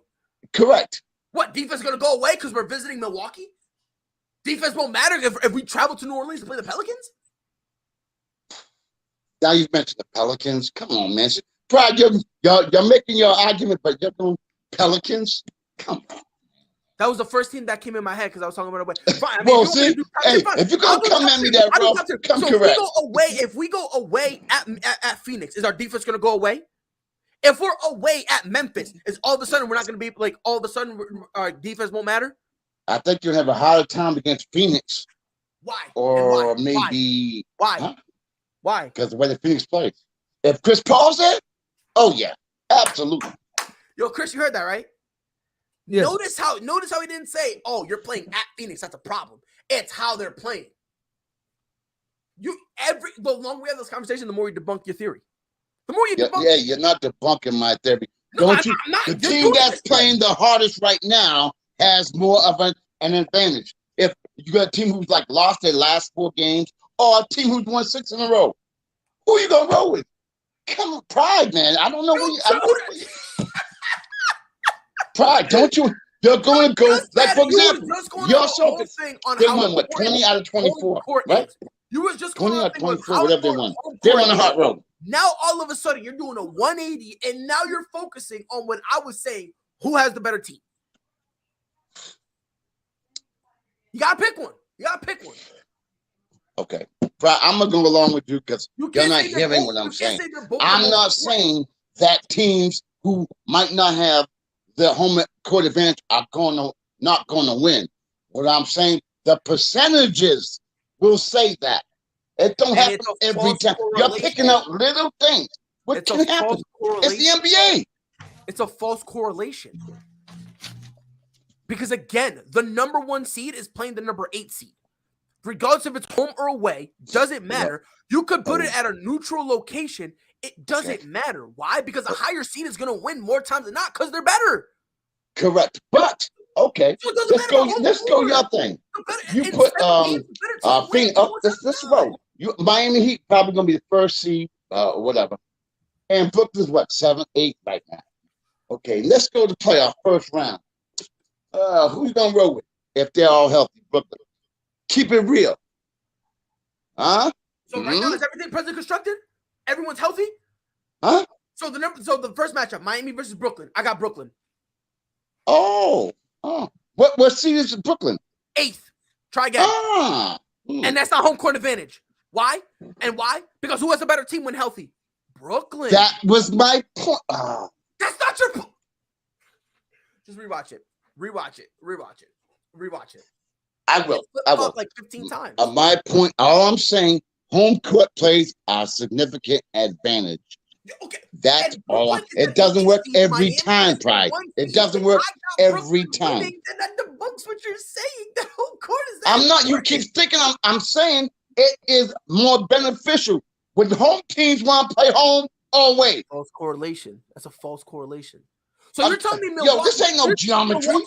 This ain't algebra. I'm telling you the facts. So correlation has nothing to do with algebra, but again, pop off. You're telling me Milwaukee wants to play at home. That's what you're telling me. Milwaukee wants home court advantage? Of course. Chris, do me a favor. Pull up the record right now. Pull up the record. Pull up the Milwaukee Bucks, their slash on home and away. Just matter of fact, to make it easier, go to just Google NBA standings. Look it up. Google NBA standings. Your question was, would they rather play home or away? Click the ESPN. The record I asked you asked me, would they rather play home? Show you their like the Eastern and Western Conference. Or whatever. You asked me, would they rather play home? I'm telling her to bring it up. Hold on. When you get there, just go to Milwaukee, and then it tells you their win-loss record. It tells you like their point differential, their streak, all that stuff. And I want you to tell me, because I know for a fact Milwaukee has a better road record easily. Milwaukee is 24-12 at home and 20-15 away. Oh, now it's in. I'm looking at it. Wait, is that much of a difference? You just said that much of a difference? You just said it was that much of a difference for Boston. You just said that, and it's a bigger difference from Milwaukee. So if it's that big of a difference for Boston, it's got to be a big difference from Milwaukee. Boston and Milwaukee. Excuse me. Boston and Milwaukee's home and road splits are real close. Boston's 24-12 at home as well, and they're 21-16 on the road. So they have one more road win. So if for Boston, if it's that much of a difference for Boston, it got to be the same way for Milwaukee. Has to be. Now, like the Bulls are a lot better at home than they are on the road. Home court is not that big of a deal. Go ahead. What do you say? I said the Chicago Bulls are a lot better at home than they are on the road. So are a lot of teams, except the Wake ones. I don't know, man.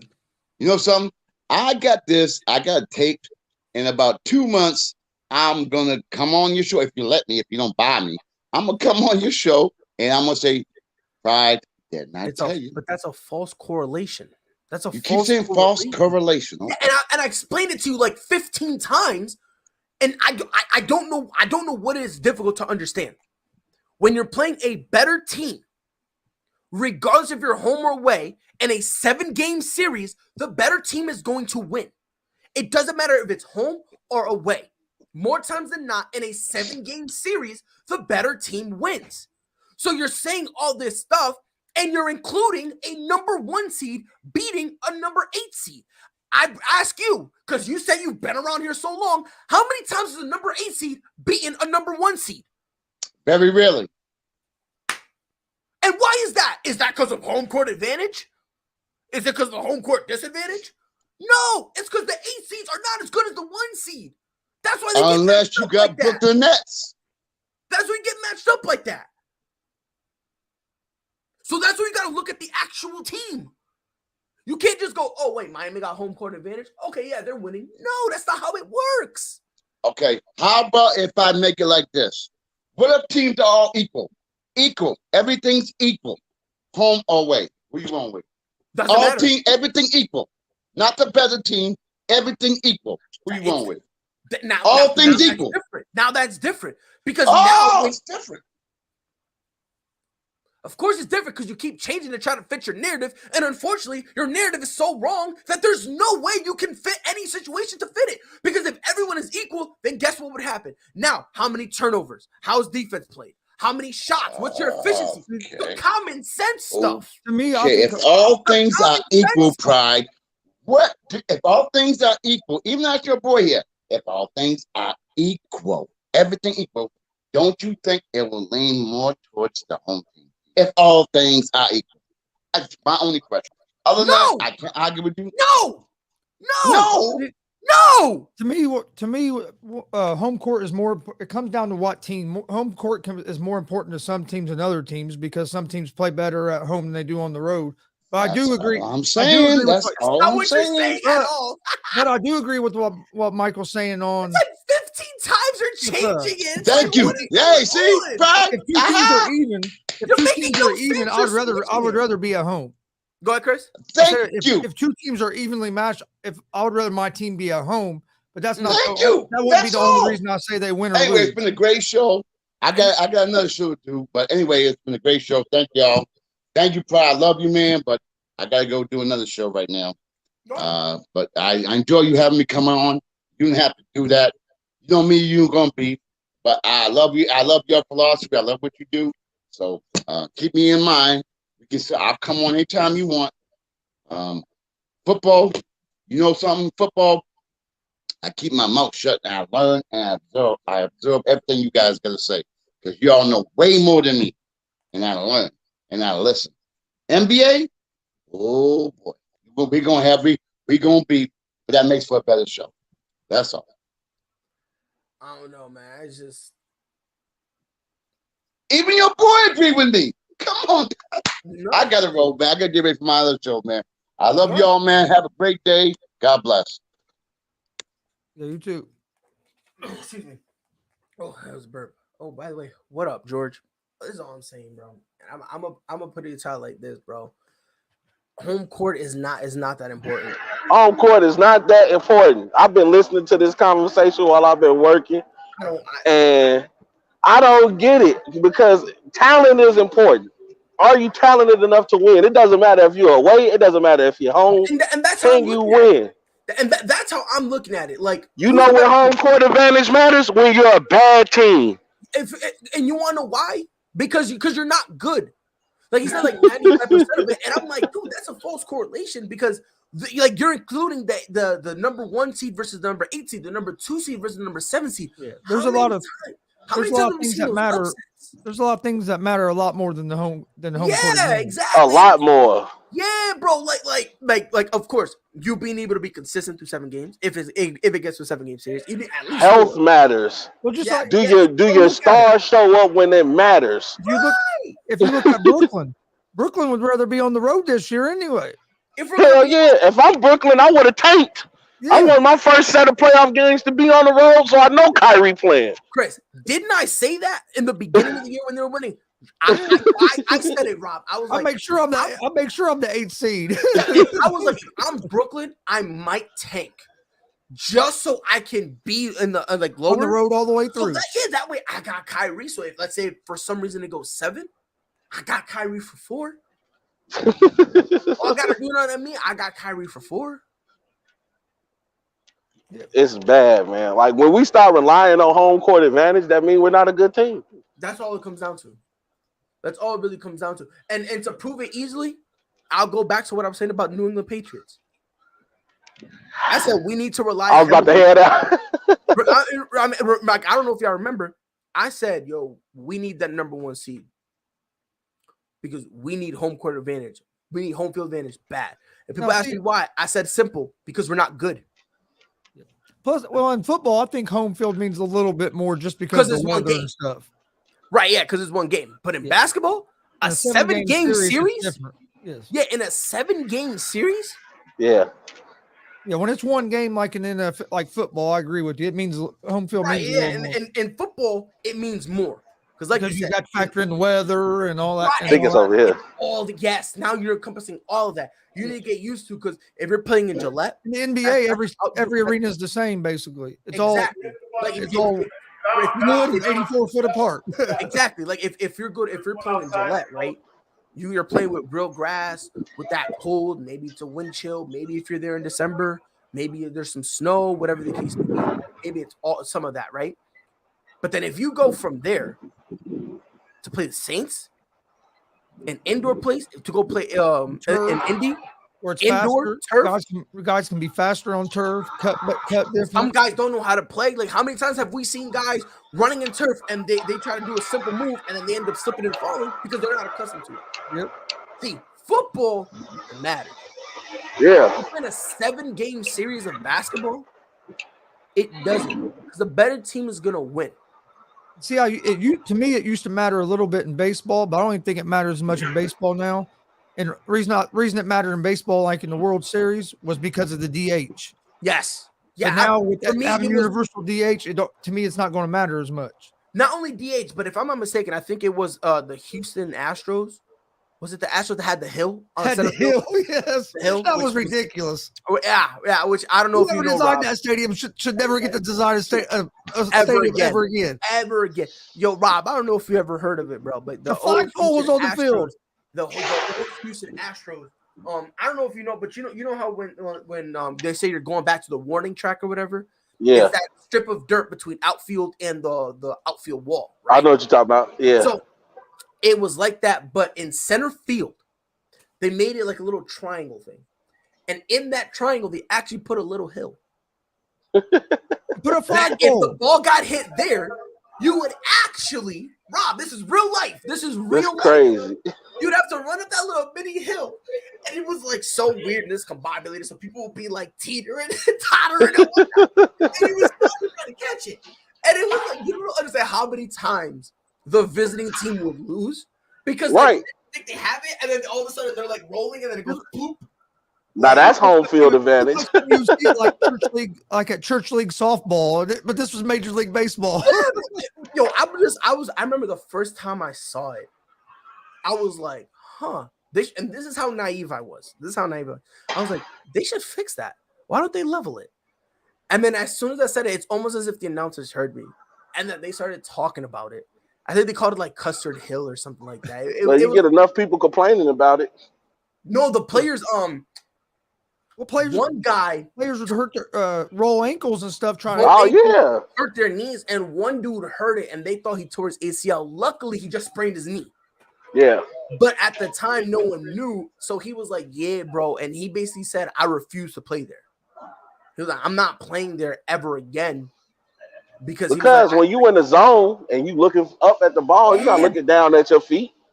And on top of that, remember that they were literally the only guys who did that. That was the only, that was the only field that had that. Yeah. So everyone else is flat. So if you're so focused on getting the ball, you end up like I saw a dude dislocate his knee. And another reason it matters in baseball is because the fields are all different. Some of them are shorter, some of them are longer. You have the big wall out. And I was about to say, if you're playing Boston, you hate it if you're a pull hitter. Yeah. If you're a righty and balls that would be home run everywhere else and just bounce off the wall. right. You know what I mean? Like, you know what I mean? You hit the green monster. You know what I mean? It's same thing with Yankee Stadium, bro. Yep. They love like Rizzo. That's why he re-upped. Come on, let's be honest. That's why he re-upped, because you got that short wall. You got that short wall in right. You see what I'm saying? So it's like, it's all that stuff. My boy. Ladies and gentlemen, this gentleman here, Michael Hughes, he is a baseball coach. He got his win. Well, yeah, got his first down yesterday. 7-3. If you not one of us, you against us. Suck our toes, our crusty toes. Mike out here getting big wins. Shout out my boy Mike, Team Chicago all day, baby. Facts, hold on. You coach the Chicago team? I hope. Yeah, of course he coaches the Chicago team. I hope y'all go 1-0 for now. The one and only pride. Hey, I gotta go, fellas. I got a show at 1, but I'll be back on tomorrow. I bet, bro. Yeah. I'll see you later, y'all. All right. Yeah, man. I'm about to head out too, my guys. Yeah, I'm gonna wrap it up. It's been ASAP in the morning. We'll be back here tomorrow morning, 10 a.m. Eastern, 9 p.m. Central. Thank you, Mike, Rob, Chris, Ron, everybody. Appreciate y'all being here. Dustin, y'all know what to do. Be safe, baby. We go.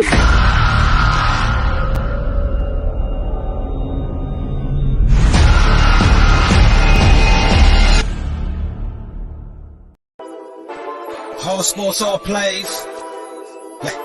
All sports, all plays. All sports, all plays. 365, we making up plays. You talking the game, get you through the days. We're high in the court, the dime in the lane. Variety, topics, living the same. All presentation, sports information. Hitting the airways, taking the nation. All sport, all plays, like working your faces. Grace at the field, so tie the laces. All sports, all plays.